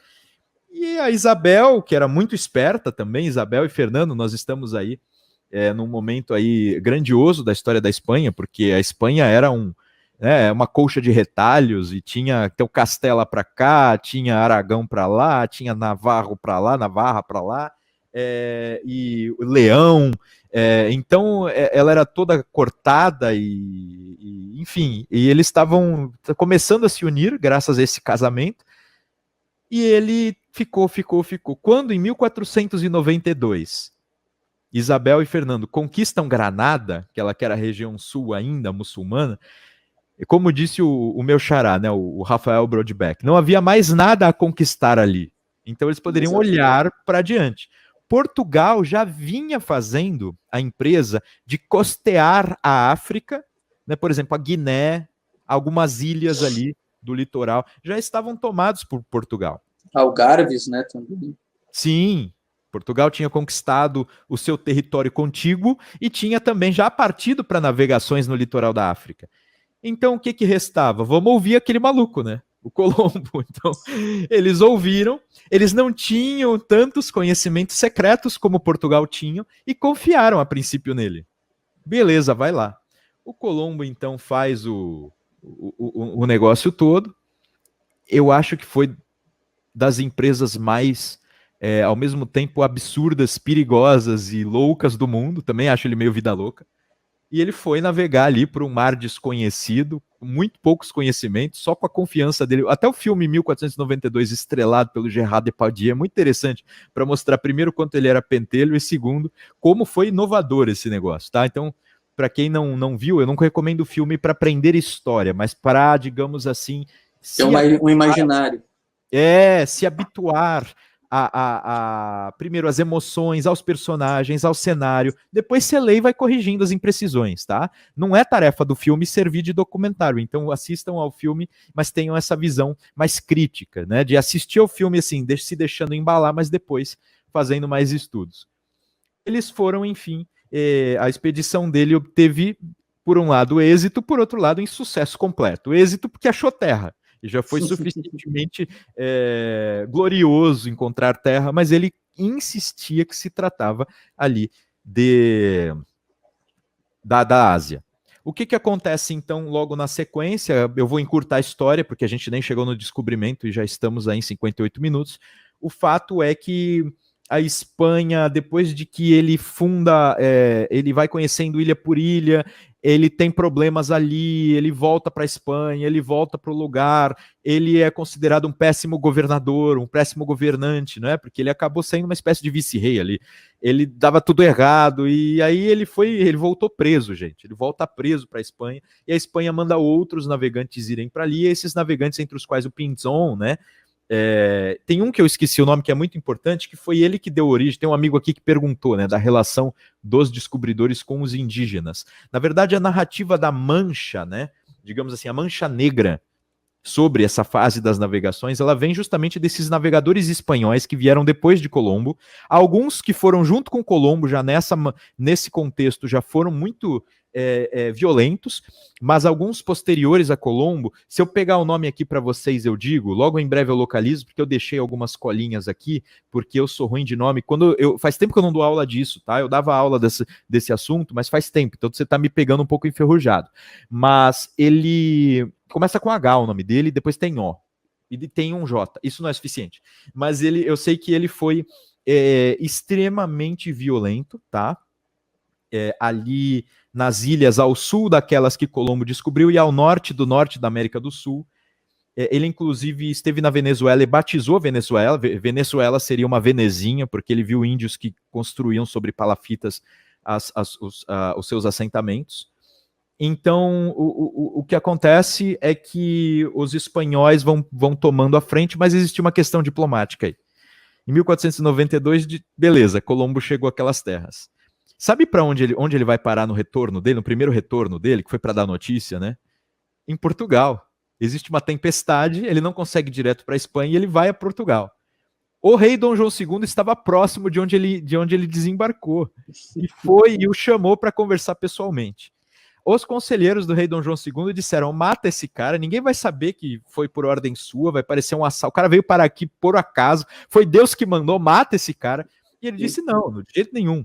O recebeu bem, conversou com ele e só disse o seguinte: legal que você descobriu essas terras, né? Segundo o Tratado de Alcáçovas Toledo, são terras portuguesas. Ele ainda jogou com essa, né? Aí o Colombo ficou, meu Deus do céu, eu descobri com o dinheiro lá da Espanha, até financiamento privado e público espanhol, e o cara tá falando que é dele. Ele fica com calafrios, vai à Espanha e conta lá para Isabel. O rei Dom João II tá falando que é dele. Porque tem o Tratado de Alcáçovas Toledo, entre muitas outras coisas, definiu que tudo ao sul das Ilhas Canárias era de Portugal. Cara, as Ilhas Canárias cortam a Flórida, praticamente do México para baixo era território português. Mas nesse momento, vocês sabem que o direito internacional na época funcionava com base também na anuência do Papa, né? E nesse momento, até então, os papas eram muito pró-Portugal. Vocês podem ver, Portugal tinha o sucesso em todas as negociações. Só que nesse momento o Papa era de Aragão, era o Rodrigo Borja. Né? Qual é que era o nome dele como Papa? É Alexandre V? Não, sexto? Alexandre VI. Sexto. Alexandre VI. E ele era de Aragão, e aí esse tratado já não é bem interpretado, né? A Espanha considera então que não, isso é nosso, não faz sentido tudo abaixo das Ilhas Canárias ser de Portugal, e esse Papa faz então uma bula, e as bulas eram, digamos assim, elas tinham poder jurídico de valer por cima do tratado anterior. Então ele faz algumas bulas, entre as quais a mais importante, que é a Inter Cetera, que dizem que tudo a 100 léguas. Agora não estamos falando mais de linhas horizontais, né? Porque a linha do Tratado de Alcáçovas-Toledo era uma linha horizontal, né? Fixada a partir das Ilhas Canárias. O Papa, então, na bula intercétera diz tudo, é uma linha vertical, tudo a 100 léguas das ilhas de Cabo Verde. É mó barato, porque eles não definem que ilha de Cabo Verde. Tem uma diferença de 350 quilômetros de uma ilha a outra. Mas, enfim, tudo a 100 léguas. E léguas, existiam várias maneiras de interpretar o que eram léguas. E, para completar essa dificuldade, eles eram bons na navegação, na mensuração da longitude, né? Ou seja, sul e norte, mas da latitude era sempre impreciso. Então era um diabo, assim, definir onde é que estava essa bendita dessa linha. Mas ele faz isso, 100 léguas das ilhas de Cabo Verde. O que acontece então? Portugal não gosta. Portugal não gosta.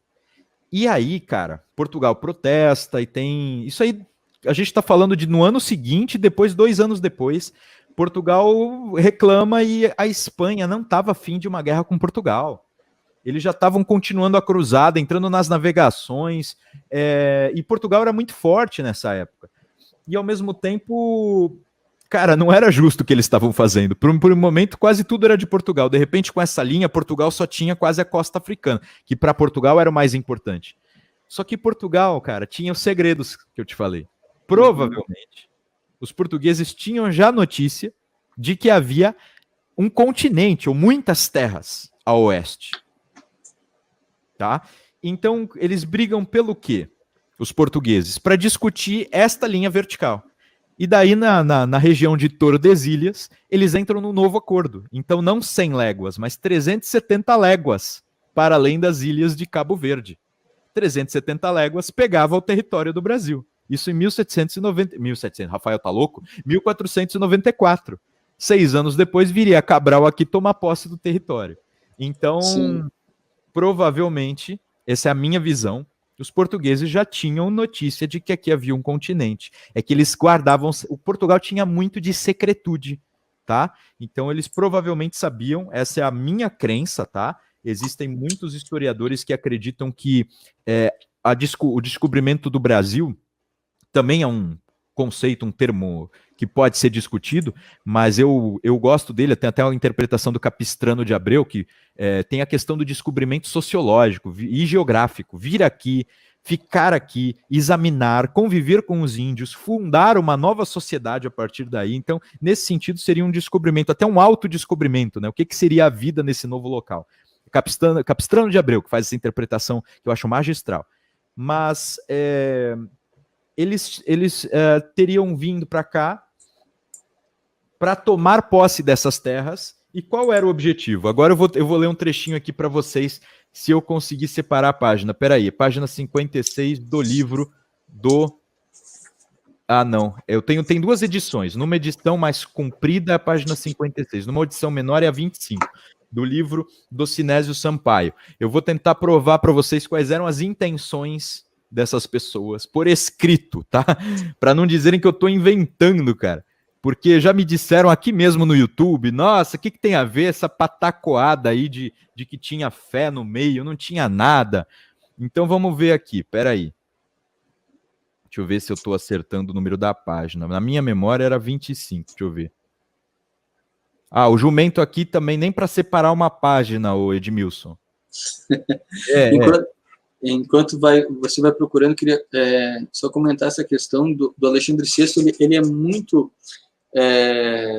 tem uma má fama gigantesca por causa das suas ações, né? Por causa de uma leve queda que ele teve 12 filhos, então, né, digamos assim, ele não tinha uma boa reputação, assim.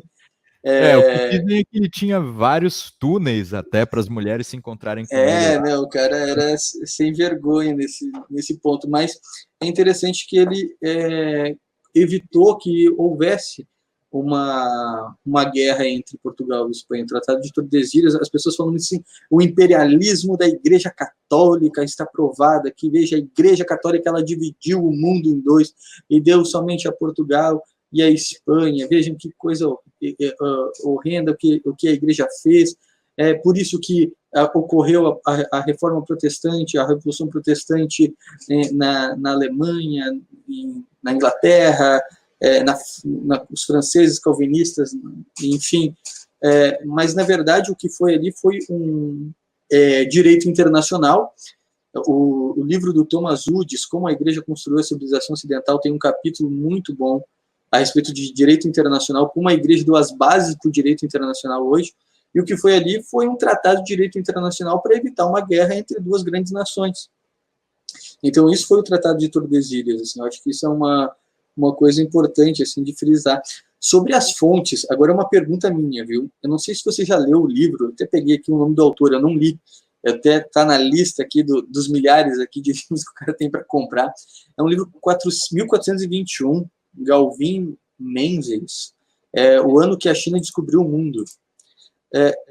Tu achas que tem alguma relação aí desses documentos de Portugal, já saber alguma coisa desse contato com as viagens que os chineses fizeram? O que tu acha dos jangos chineses, que vieram e descobriram, né, o mundo? Esse autor, segundo alguns que leram o livro, não li ainda, se diz que ele teria pesquisado cartografias antigas que estavam na Europa, estavam em Portugal, mas que teriam sido feitas por chineses. Enfim, não sei como é que chegou a Portugal isso aí.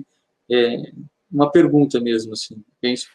Não, eu não li o livro, mas já ouvi falar, né? Tem até uma pergunta aqui no chat. Pergunta não, a colocação, Rociclei. Mais alguns estudos, aí uma vírgula, apontam para o contrário dessa teoria. Não, claro, tem vários estudos. O que eu estou mostrando aqui são as conclusões minhas, uai. Eu já li um monte de estudos que vão para o contrário. Quase todos os manuais de história do Brasil dizem que foi acidental. Eu posso contar qual é essa teoria também. Depois a gente entra nesse... Claro. Não entra ainda aqui. Depois a gente entra nessas discussões. Mas sobre essa questão da China, eu acho que é só mais uma também versão. Porque eu não duvido que Portugal tivesse uma coletânea. Portugal tinha essa... Agora, até como presidente da Biblioteca Nacional, eu falo que essa tradição, né, de bibliotecas... E sempre que eu falo aqui, eu me apresento como presidente, mas não falo como presidente, eu falo como Rafael Nogueira, tá? Não é a visão oficial da biblioteca. Mas eu estou dizendo, como eu virei presidente, eu me interessei muito já me interessava, eu visitei a biblioteca algumas vezes eu já me interessava por esse tema das bibliotecas, porque Portugal sempre cultivou muito. A biblioteca era uma exibição de poder. Então eles tinham, e eles eram muito desse negócio de secretude. Quem visitou Tomar, quem conhece mesmo essa história portuguesa, sabe que eles tinham muito essa coisa de secretude.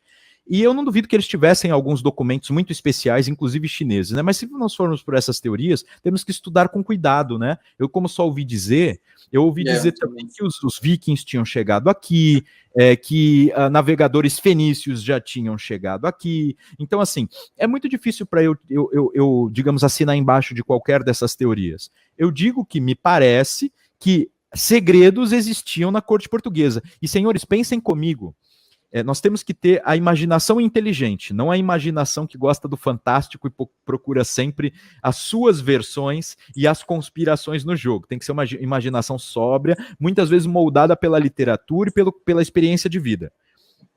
Quem já teve experiência com coisas sérias, com administração de qualquer coisa que fosse, com cargos de alta responsabilidade, sabe que algumas coisas são secretas ou discretas. Então, assim, fazia sentido que se Portugal soubesse, não ficasse divulgando para lá e para cá o que sabia. Viesse ao conhecimento da China, viesse dos antigos cavaleiros templários ou de suas próprias pesquisas portuguesas. O fato é que não fazia sentido divulgar. Fazia sentido guardar, para tomar posse, ué. Senhores, nessa época, quando é feito o Tratado de Tordesilhas entre Espanha e Portugal, vocês devem saber que a França não concordou com o tratado, certo? A Inglaterra não concordou com o tratado. A Holanda não concordou com o tratado. Porque era assim, era o Papa aceitando a divisão entre Portugal e Espanha de todo o mar-oceano, que era o Oceano Atlântico, e de todo o resto que tivesse a ver com isso. Então, tudo a leste que fosse descoberto era terra portuguesa, ainda que não fosse descoberto por portugueses. E tudo a oeste era espanhol. Pelo amor de Deus, isso é uma loucura. Então, assim, se você divulgasse um mapa, uma notícia, você concorda comigo que piratas, corsários, o universo iria atrás daquilo? Sim, sem dúvida. Mas dizendo assim, tem ouro, tem novos povos que podem ser convertidos à sua fé, e pouco depois, vocês sabem que pouco depois disso vai existir todo o panorama mental da reforma religiosa. E daí não vai ter só uma guerra para os muçulmanos não chegarem antes, porque os muçulmanos também queriam avançar para expandir a fé. O movimento dos muçulmanos que tomou a Península Ibérica foi um movimento de expansão. Depois os cristãos expandiram de novo. Então eles queriam, na verdade, uma guerra com os muçulmanos.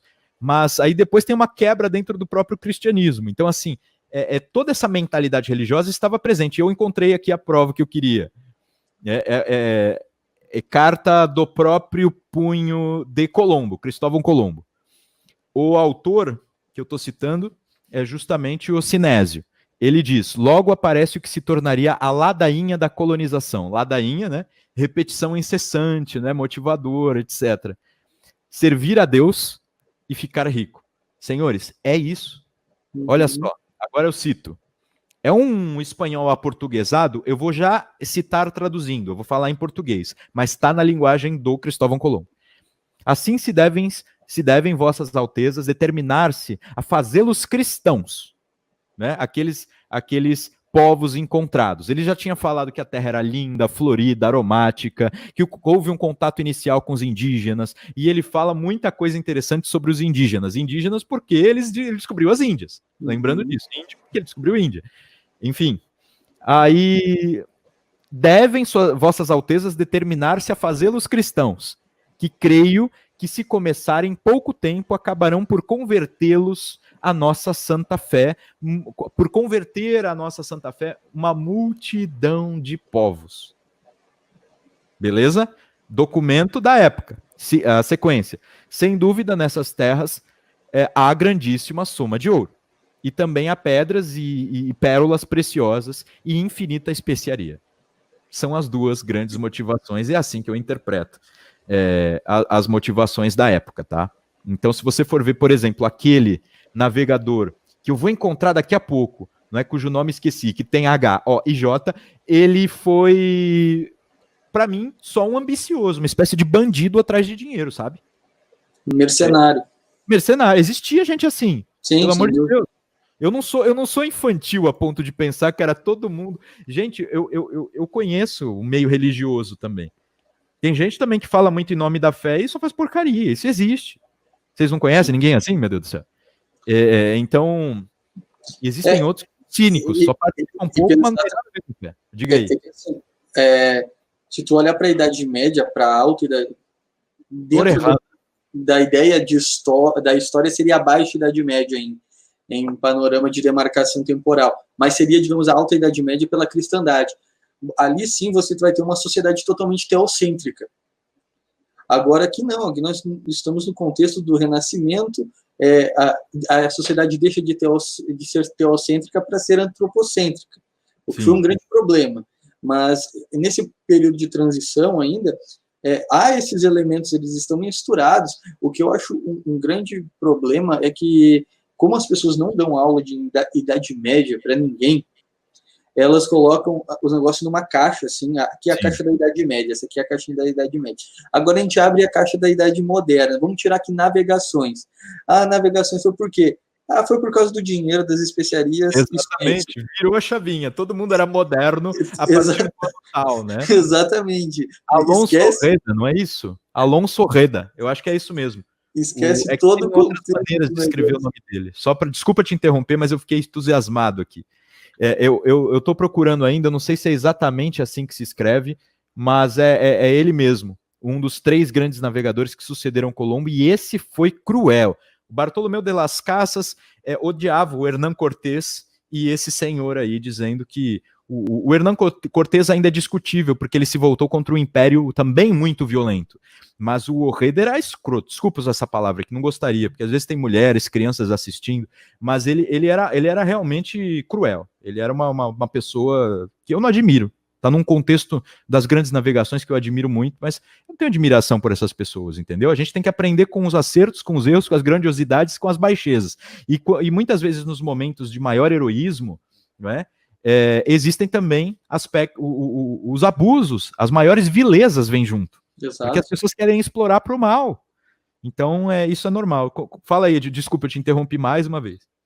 Não, era só realmente fazer esse comentário a respeito dessa desse contexto cultural da época do Renascimento, porque isso aí interfere muito. Então, a gente não pode, digamos assim, canonizá-los todos, não todos eles eram extremamente santos, só queriam vir aqui para converter todo mundo, e nem dizer que os caras eram capitalistas, já queriam abrir suas empresas, suas frotas marítimas e tudo mais.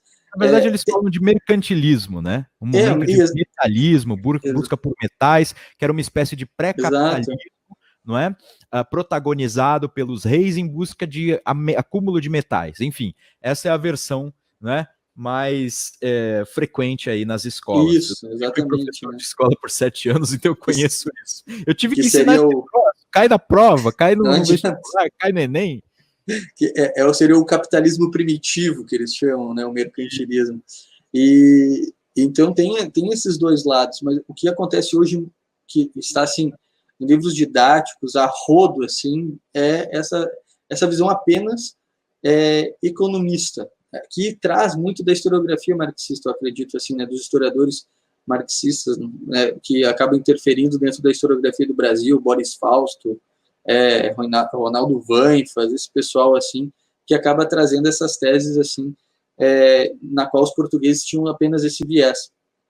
Só reforçando um comentário... de imaginação, né? Porque se você tem uma sem dúvida, humano mais realista, você sabe que há pessoas que fazem tudo por dinheiro, mas há pessoas que não fazem tudo por dinheiro. E há pessoas que querem conter em si esse espírito de só querer dinheiro e querem ser mais caridosos, e acham então que o mundo também só gira em torno daqueles que buscam mais dinheiro e daqueles que não, que dividem.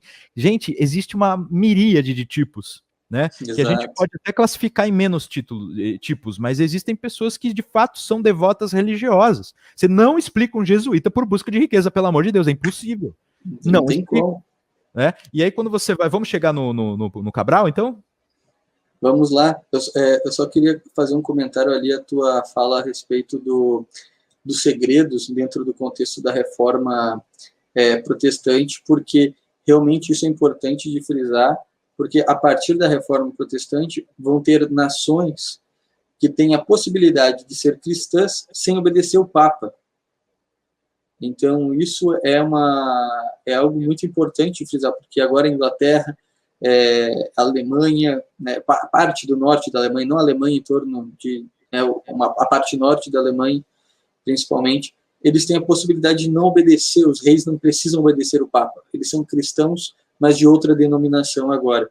Então, esconder esses segredos faz todo sentido. Né? Sim, faz todo sentido. Bom, eu entrando nessa questão do Cabral, eu queria fazer essa pergunta, algumas pessoas já comentaram, né? O descobrimento, então, o que você acha? Foi intencional? Não foi intencional?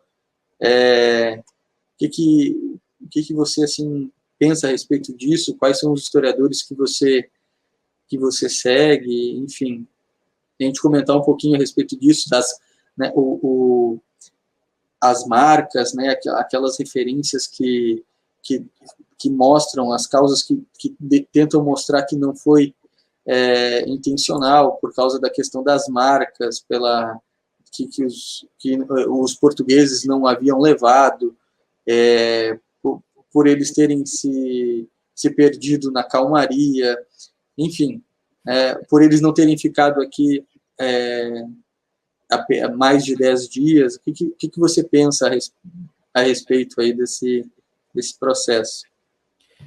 Vamos lá. Ótima pergunta. Eu vejo aqui no chat muitas perguntas nesse sentido, né? Acabou de o Auto Turbo, creio que não seja o nome dele, senão os pais dele são bastante exóticos. Ele dizendo, professor Rafael, o senhor acha que foi Nhanhans Pinzon que esteve no Brasil antes de Cabral? Isso aqui entra também nessa pergunta, mas eu vou responder primeiro a pergunta principal e depois as derivadas, né? Sobre a intenção, eu acredito que foi intencional. Quando nós pegamos os dados, nós podemos criar outras teorias. Então, os dados não dizem com certeza o que aconteceu, tá? Primeiro lugar, vamos lá. De fato, os portugueses, eles estavam cada vez mais tomando posse dos mares. Sabemos que alguns anos antes, a famosa expedição aí, houve a expedição de Bartolomeu Dias, a expedição de Bartolomeu Dias chegou até o famoso Cabo das Tormentas, né, que posteriormente foi transformado em Cabo da Boa Esperança, porque Vasco da Gama conseguiu contorná-lo e chegar às Índias. Então os portugueses já tinham atingido o objetivo de Colombo, né, não pelo oeste, na verdade, não indo para o oeste. Então não era exatamente a via que Colombo apresentou e na qual ele confiava assim com um ardor místico. Os portugueses com muito mais conhecimentos, inclusive eu atribuo parte a isso, aos conhecimentos secretos de que eles dispunham, eles conseguiram chegar às Índias, que era o grande objetivo deles. Feito então o Tratado de Tordesilhas, os portugueses tinham primeiro a missão de mandar mais expedições para as Índias, e essa expedição de Cabral foi a maior da época. Portugal nunca tinha feito uma expedição de 1.500 homens, 13 navios, né, entre naus, caravelas e galeões, 13 embarcações, e o Pedro Álvares Cabral à frente, né, como grande capitão, o capitão Mora aí. Como é que isso se organizou? Né? Como é que foi isso? Primeiro, provavelmente, e nisso você perguntou de historiadores, eu sigo muito de perto o Jorge Caldeira, tá? Jorge Caldeira explica isso, Por que Pedro Álvares Cabral? Ele tinha 32 ou 33 anos e não tinha experiência marítima alguma. Por que teria sido ele? Sendo que Portugal tinha um monte de capitães muito mais experimentados. Você sabe que Bartolomeu Dias foi um dos capitães menores. Exatamente. Né? Ele foi debaixo aí das ordens de Pedro Álvares Cabral, que era totalmente inexperiente. Por que Pedro Álvares Cabral? Porque ele era cavaleiro da Ordem de Cristo. Ele era o grão-mestre, não? Não sei se era o grão-mestre. É dito isso no capítulo 1 do Brasil Paralelo, não fui eu que disse, eu não tenho certeza. Não sei onde eles viram. Eu tenho certeza que ele era um dos cavaleiros e tinha um grau alto, digamos assim. Eu não sei se ele conhecia todos os segredos. Isso deve ser uma coisa fácil de pesquisar. De repente tem em algum lugar uma lista dos grãos-mestres. Eu sei que ele era... para pegar. Eu não sei se a gente vai conseguir dentro do tempo dessa live, mas fica aí para todo mundo pesquisar, né? Ele era certamente cavaleiro da Ordem de Cristo. Você sabe que teve uma missa em março, o Brasil é descoberto em abril, né? Em março teve uma missa campal feita pelo rei Manuel I, Dom Manuel I, e nessa missa estava estendida ali a bandeira da Ordem de Cristo, né? Era uma flâmula gigante da Ordem de Cristo. É feita essa missa e ele entrega a Cabral essa bandeira e diz: estenda, né? Onde você chegar. E o Cabral aceita isso e ele, como cavaleiro, fica à frente. Por que essa lógica? Né? A lógica é a seguinte: a Ordem de Cristo é que tinha autorização papal para, chegando a novos lugares, né, incógnitos, tomar a posse desses lugares. Então, os territórios descobertos seriam da Ordem de Cristo, não exatamente do rei de Portugal. E eles tinham, porque eles tinham as riquezas que financiariam isso, e eles tinham, então, o direito, né, segundo a autorização do Papa. Então, por isso que para mim é intencional. Deu para entender? Sim. Aí o Pedro Álvares Cabral, triunfantemente, chega aqui. Quais são as outras teorias? Né? Há uma teoria de que, bom, os portugueses, quando eles estão contornando o litoral africano, eles tinham muitas dificuldades em algumas regiões dos cabos e também as chamadas calmarias. Né? Por um lado, havia muitas tormentas e dificuldades e digamos assim, mares muito rasos, e por outro lado havia assim, mares que você não andava, o negócio ficava paralisado quase. Principalmente na região da Nova Guiné, ali tinha uma região de grande calmaria, né? Nova Guiné, que já era de Portugal. Então eles faziam o quê? A chamada volta do mar. Eles contornavam, não seguindo a faixa litorânea, mas dando voltas, né? E Cabral só teria feito uma volta um pouco maior. Deu para entender? Então, por isso que alguns defendem o descobrimento acidental. Ele navega ainda dentro, né, do meridiano de Tordesilhas, dentro da faixa portuguesa, mas com um arco maior. Agora, vem aqui. Os portugueses lutaram para ter um tratado para jogar essa linha para lá. Enviam a maior frota jamais reunida por portugueses para dar uma volta muito maior. Eu acho que a tese da descoberta acidental é mais fraca, sem brincadeira. Eu tenho que fazer mais esforço de crença para achar que foi acidental do que reunir esses dados e entender que foi intencional. Eu já falei aqui, o segredo fazia sentido. Um navegador experiente ficou à frente da coisa porque ele era da ordem de Cristo. A volta do mar tinha a sua lógica, mas ele fez uma volta imensa. Tá entendendo? Sim. Uma volta imensa. E por mais que você dissesse, mas ele era um navegador inexperiente, era um estúpido, ele estava cheio de navegadores experientes ali na frota também. Então, assim, sim, acontece. Ele chegou ali, e quando você vê o relato, assim como eu dei a prova aqui de que em Colombo havia esses dois objetivos, se você pega a carta de Pero Vaz de Caminha, que é a carta que não só relata o que eles encontram na terra de na ilha de Veracruz, né? Primeiro nome aqui que o Brasil recebeu.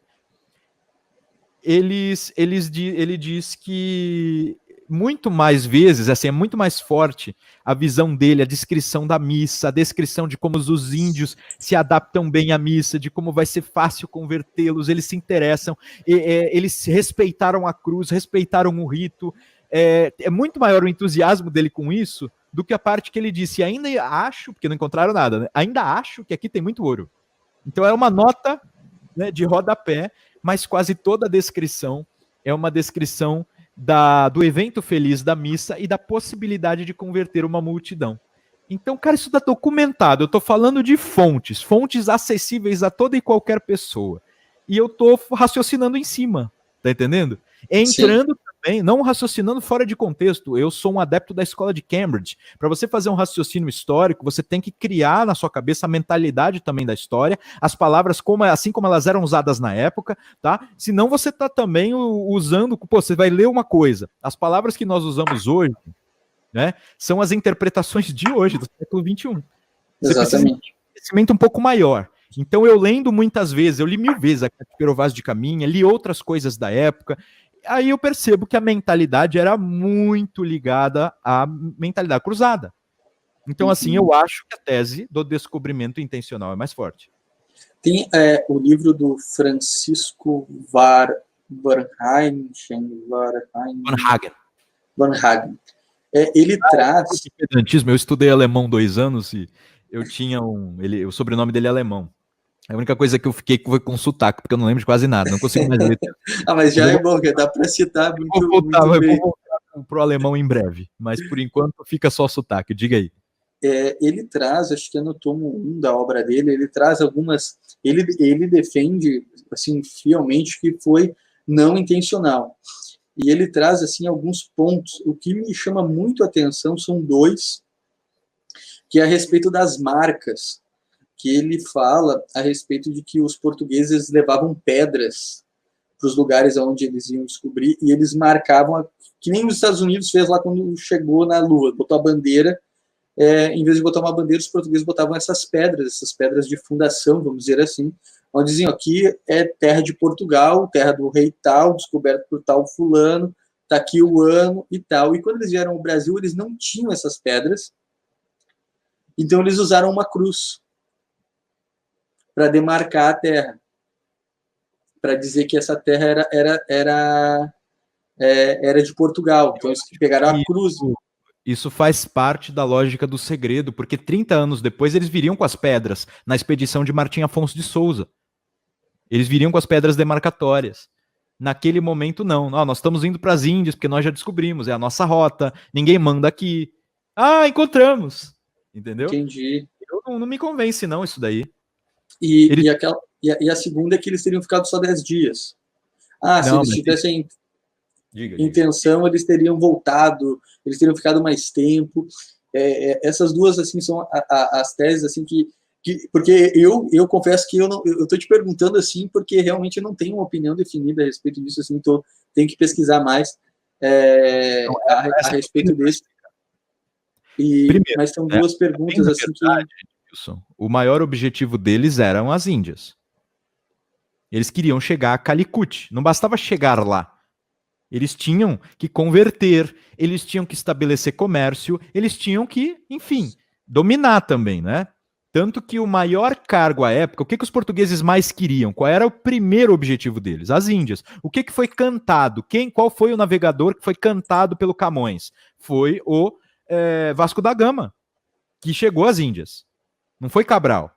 Então, assim, Mas aí já consta ali num verso de Camões também que a intenção de chegar a novas terras, né, a novos mundos, a converter, enfim. Mas foi Vasco da Gama. O objetivo deles eram as Índias. Portugal chega nessa terra, que não era América ainda, né, na ilha de Veracruz, reconhece, é uma espécie de reconhecimento, tá aqui, a rota certa é esta, agora vamos todos tomar posse efetiva das Índias, porque lá que está o tesouro, o segredo, o nosso maior empreendimento. Só que o problema foi que a continuidade da expedição foi um desastre, tá? Tanto que Pedro Álvares Cabral, ele ficou desconhecido, né? Ele morreu incógnito, a sua lápide foi encontrada pelo Van Hagen, historiador brasileiro, e tinha a lápide dele e da mulher. A esposa dele estava lá, camareira da corte, alguma coisa assim. Embaixo do nome dele não tem indicação de nada. Você tem noção? Por quê? Porque ele chega às Índias com muito custo. Ele perde 7 das 13 naus. Quando ele... Você tem noção do que... Gente, por isso que aquele verso do Fernando Pessoa é tão importante. Quanto do teu sal, né? Ó mar salgado, quanto do teu sal são lágrimas de Portugal. Porque, cara, é muito choro, é muita tristeza, é muito naufrágio para chegar nisso. E tanto que o próprio Pero Vaz de Caminha, o grande escritor, o primeiro escritor aqui das terras brasileiras, ele morre numa batalha contra muçulmanos, bem como Bartolomeu Dias. Você tem noção do que eu estou falando? Espírito cruzado, realidade de cruzado. Eles morrem e perdem naus em batalhas contra muçulmanos, principalmente. Então, assim, essa era a circunstância. Eu não estou querendo defender que o que eles mais queriam era o Brasil, que nem tinha esse nome. Não. Eles queriam encontrar, olha, mais uma terra da cruz, mais uma terra nossa, posse nossa. Agora vamos seguir o nosso caminho principal. 30 anos depois, com Martim Afonso de Souza, eles trazem aqui as pedras que firmaram tudo e a intenção povoadora. Porque aí fundam a primeira vila do Brasil, foi São Vicente, né, em 1532. E a partir de São Vicente, várias outras vilas são fundadas. Posteriormente chegam os jesuítas, fundam a Vila de Santos, fundam São Paulo, fundam Piratininga, São Paulo de Piratininga, né, o Colégio de São Paulo de Piratininga. E isso foi uma expedição povoadora. Tá? O pessoal costuma muito falar de que aqui era só explorador, Perfeito. Não, isso foi uma expedição povoadora, para tomar o espaço. E piratas vinham para cá o tempo todo. Por exemplo, a Vila de Santos, eu estudei história regional. Edmilson, você tem noção de que 8 em 8 anos chegavam piratas das mais variadas procedências, destruíam tudo, roubaram, saqueavam tudo e vinham embora? Não sabia disso. Não era fácil. Olha só. Tá? Então, o que mais que você quer falar hoje? Não, eu acho que a gente já está chegando em quase meia-noite. Eu estou impressionado que tem 174 pessoas aí ouvindo a gente até essa hora, em uma sexta-feira à noite. A gente muito preocupada. louco. E, cara, a gente... muito obrigado, público. Não, que tá muito obrigado mesmo. Honram. Que nós somos apaixonados, aficionados pelo tema. Mas então vamos terminar falando dessa coisa de polarização Isso, eu acho esse um tema assim, ó, fundamental, porque isso está desde o 7º ano. Eu dei aula de geografia e história. Na verdade, eu me formei em história, mas não existe professor de geografia. Não sei se aí em São Paulo é assim, mas aqui no Rio Grande do Sul não tem. A única instituição que ainda tem aulas de geografia, sem ser IAD, assim, é a URGS. Então, se o cara quer fazer geografia, tem que ir para a URGS, em Porto Alegre, na função. E daí não tem professor na área pública, na área privada, é muito difícil. Então, eu dava aula de geografia e história.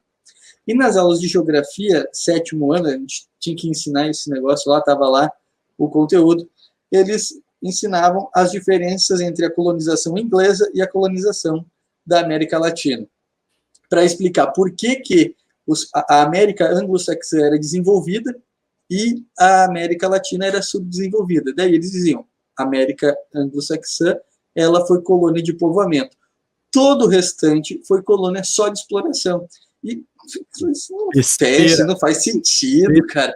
De onde os caras tiraram isso? Que informação é essa? Como assim não teve povoamento no Brasil? O que os caras vieram fazer aqui, então?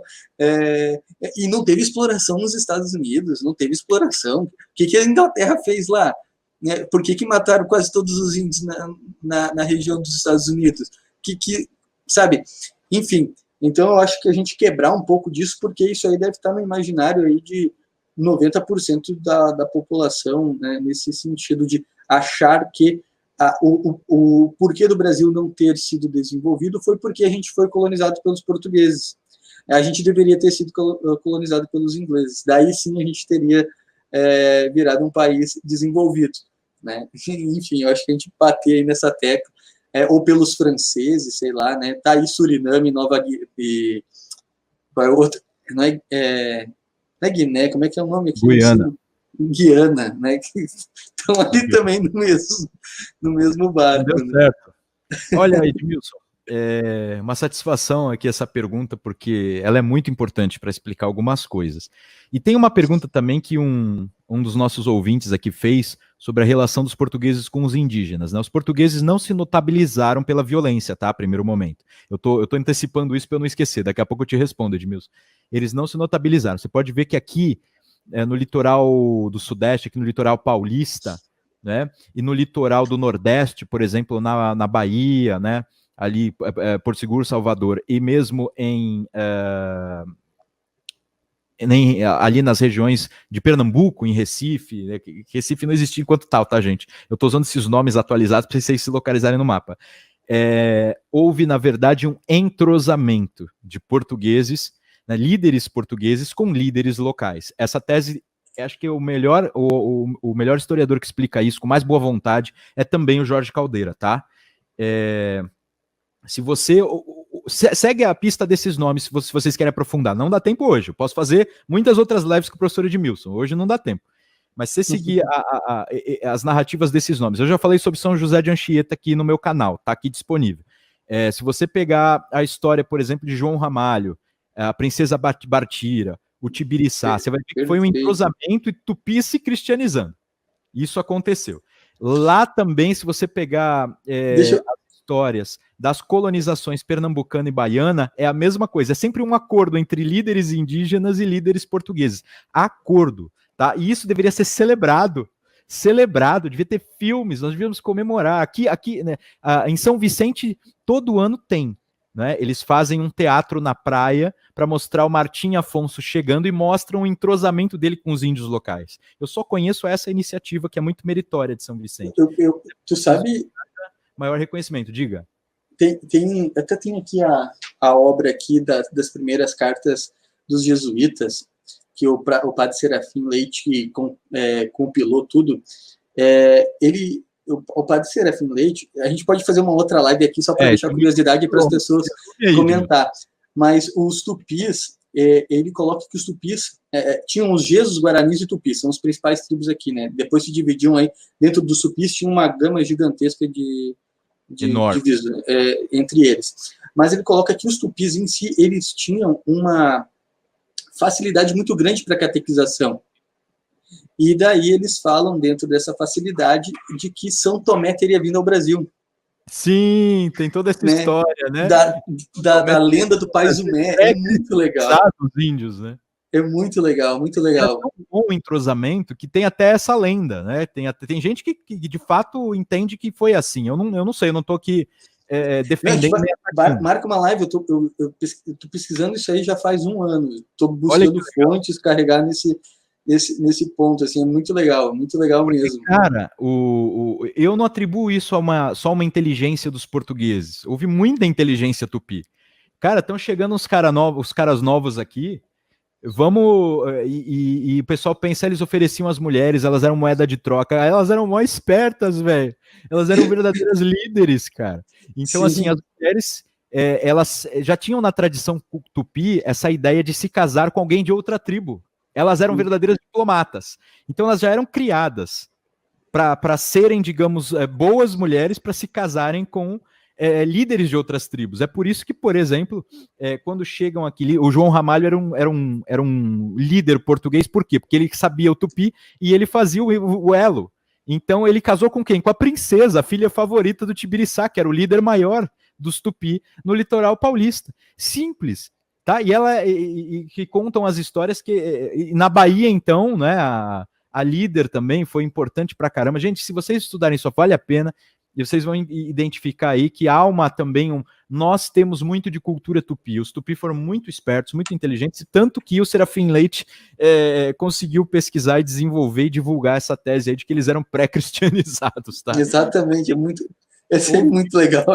Quando eu ouvi isso aí pela primeira, eu disse, que loucura é essa, cara? Que maluquice. E tem sentido, cara, tem muito sentido. Vou marcar uma outra live e eu comento mais sobre essa história. Falando de diplomacia, né? Como se eu estivesse criando uma nova tese, querendo, digamos assim, aliviar estupros. Senhores, eu vou ser bem claro aqui. Eu estou me fiando na versão de Jorge Caldeira, que pesquisou muito os tupi. Ele é paulista e gosta da história paulista. E ele verificou que os tupis justamente tinham esse hábito, não é? As mulheres tupis tinham o hábito de, digamos assim, ser as líderes que intermediam as relações entre tribos. Tanto que elas eram responsáveis por várias tomadas de decisão, tá? Isso não caracteriza estupro, isso foi um casamento. Inclusive a Bartira e o próprio Tibiriçá depois assumiram também nomes cristãos, tinham os dois nomes e foram casados desde esse ponto de vista. Então, assim, a ideia de que eles chegaram aqui pegando a força, estuprando todo mundo, ela é falsa. Eu não estou dizendo, eu também não sou, repito, eu não sou leviano e nem ingênuo bastante para não dizer que não vieram vários portugueses aqui violentos e que posteriormente esses primeiros tratos não houve violência. Inclusive, pelo aproveitamento. O Roberto não estava criticando, ele estava, na verdade, elogiando, né? Eu só, na verdade, quis pontuar também, Roberto Fiorinho, quis pontuar porque às vezes vem muita gente mal intencionada. Fico feliz que você seja bem intencionado. Eu também estou bem intencionado, sabe? Eu estou tentando estudar história, não estou tentando defender absurdos. Mas, posteriormente, claro, os portugueses, de um lado, se aproveitam das guerras já existentes entre os indígenas, que eram bastante belicosos, e os indígenas se aproveitam da força portuguesa para suas guerras também. Então, pensar também que só os portugueses se aproveitaram é ingênuo, é uma perspectiva ingênua. Né? Então, assim, agora voltando, porque a tua pergunta foi colônia de exploração e colônia de povoamento, para fechar essa live, que já está muito tarde. Esses termos indicam que os ingleses foram, né, digamos assim, com a intenção, como se fosse assim, a Elizabeth I, né, ou Isabel I, dependendo da tradução, foi à América com a intenção de criar novas povoações, certo? E que os portugueses vieram para cá só com a intenção de identificar riquezas. A primeira delas foi o pau-brasil, a segunda delas foi a cana-de-açúcar, a terceira delas foi o ouro. Tá? Duas versões absolutamente equivocadas. Primeiro porque a América Inglesa é descoberta e só o que lhes interessou foi ver o que riquezas que tinham. Depois houve um enorme desinteresse por parte dos reis, da rainha e depois dos reis ingleses a respeito da América. Um enorme desinteresse. Quem ia para a América, iam algumas expedições para a América, e quem mais ia para povoar eram fugitivos da guerra religiosa que havia na Inglaterra. Então, peraí, não era uma intenção dos reis ingleses. Foi acidental nesse caso. Havia uma guerra religiosa, guerra enorme lá. Né? A Inglaterra vira anglicana e persegue tanto puritanos quanto católicos. Então, quem não é anglicano vai... Sim, fogem de forma clandestina nos navios, né? Católicos e principalmente puritanos. Os católicos, por exemplo, fundam Maryland. Quem, em sã consciência, não vai perceber que alguém que chama uma terra de Maria não é católico romano? Né? Maryland, é um estado que existe até hoje. Foi fundado por católicos e para lá foram jesuítas pouco depois. E o que a Inglaterra tinha de católico? Meu? Nada, né? E depois foram para Massachusetts, principalmente, os puritanos. E ali na região da Pensilvânia houve uma mescla tão grande que a Pensilvânia virou, digamos, um experimento multirreligioso. E a Virgínia, né, que foi fundado, a Virgínia, digamos, era o local mais oficial, que teria sido fundado em homenagem a Elizabeth I, que seria a Rainha Virgem, né, Virgínia tem esse nome.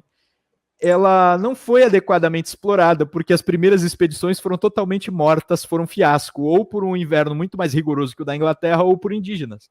Então foi um fiasco para a Inglaterra, não tem nada de exploração. Eles iam de vez em quando para marcar território, porque senão ia ser tomado, não exploraram direito e nem colonizaram direito. A colonização foi acidental, não tinha intenção colonizadora. E aqui no Brasil, como é que foi? Pelo contrário, a primeira intenção era colonizadora, porque o Brasil Gente, não havia nem interesse no Brasil. O interesse por riqueza era nas Índias. E o pau-brasil era uma especiaria ridícula perto das outras especiarias. Era ridícula. Era só assim, pô, a gente tá gastando... Gente, imagina o gasto de energia, de vidas, tá?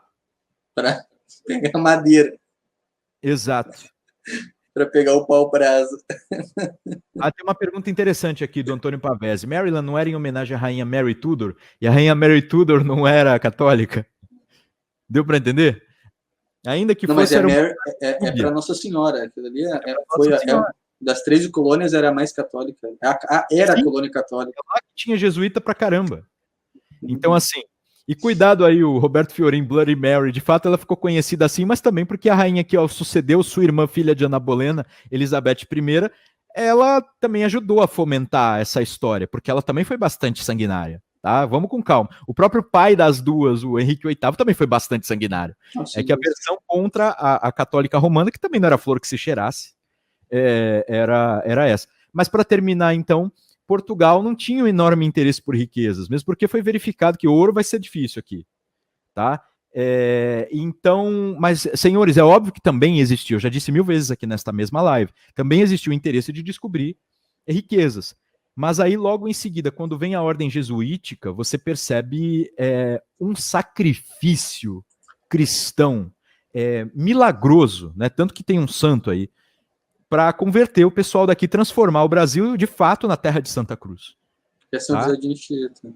São José de Anchieta, eu repito, tem uma live aqui interessante no meu canal, é um dos grandes, é o apóstolo do Brasil, né? Então, se você unir todas essas teorias que a gente já contou, o modo como houve um entrosamento, os primeiros atos, os estabelecimentos, e depois esse esforço jesuítico, você vai ver que no mínimo as duas intenções existiam.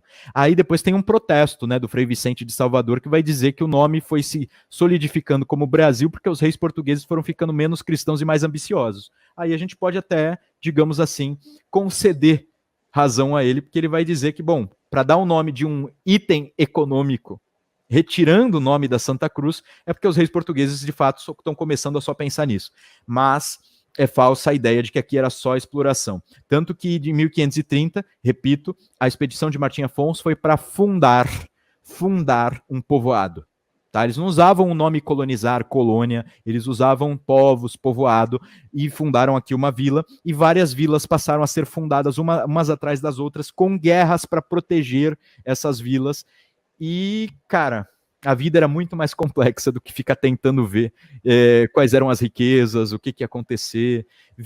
As capitanias hereditárias são exemplo disso, né, também instituídas aí a partir de 1530. Capitães teriam que vir aqui e fixar residência aqui, porque o rei tinha a intenção, o rei Dom Manuel tinha a intenção de que, estabelecendo-se portugueses na costa brasileira, seria de fato um território português. Até pela lógica de tomada de posse, a colonização, o povoamento é melhor. Então, assim, eu não acredito em nada nessa tese.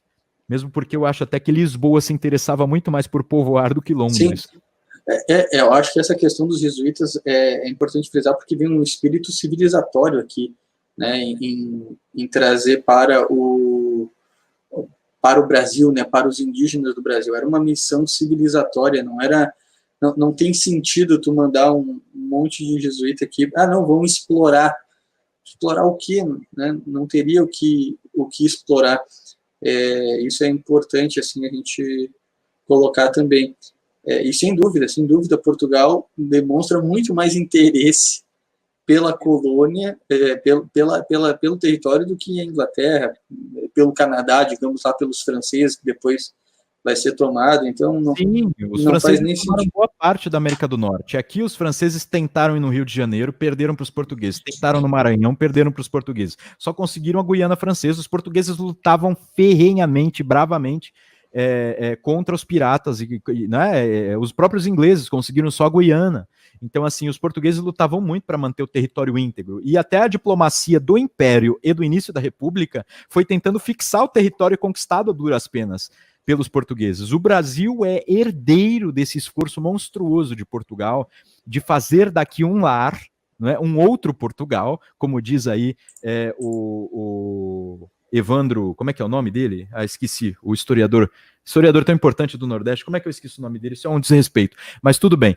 É a hora, quase meia-noite. Então, Evaldo Cabral de Melo. Evandro, né? Evandro, coitado, se ele souber que eu chamo ele de Evandro. Evaldo Cabral de Melo. Né? Um imenso Portugal, né? Um outro Portugal. Eles queriam mesmo assentar pé. O Brasil é o outro Portugal, cara. Entendeu? E é isso, cara. Acho que a gente falou bastante já. Isso aí. Tá tarde. Eu fazer as considerações finais aqui, digamos assim, né?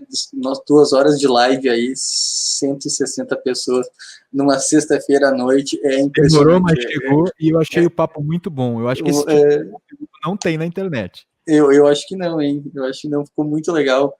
Assim, foi uma honra gigantesca, Rafael. Você não imagina. Se eu pegar lá desde 2015, quando é que foi o Brasil Paralelo da última. O primeiro programa foi 2014, né? Sim, aliás, é bom você lembrar disso, porque fica aqui a recomendação para todo mundo assistir. Quem não assistiu, não tá perdendo. A Brasil, a última cruzada do Brasil Paralelo. Assistam, por favor, assistam. Tem o Rafael Nogueira lá que fala muito bem. Mas brincadeira da parte, vale a pena, assistam, vocês vão gostar muito. E se quem quiser acessar alguns documentos originais, eu recomendo, tem um artigo no blog da Biblioteca Nacional chamado assim, 22 de abril de 1500, Esquadra de Pedro Álvares Cabral chega ao Brasil. Tá? E aí tem um trecho aí do Pero Vaz de Caminha e tem links para os documentos que a biblioteca guarda dessa época. É legal vocês terem contato com os documentos. Tá? Já manda isso para mim pelo WhatsApp aí, por favor. É que eu sou presidente, eu tenho que fazer aqui o... Manda pelo WhatsApp para mim já. Vou mandar no chat, eu não sei se link pega. Deixa eu ver se vai dar certo aqui.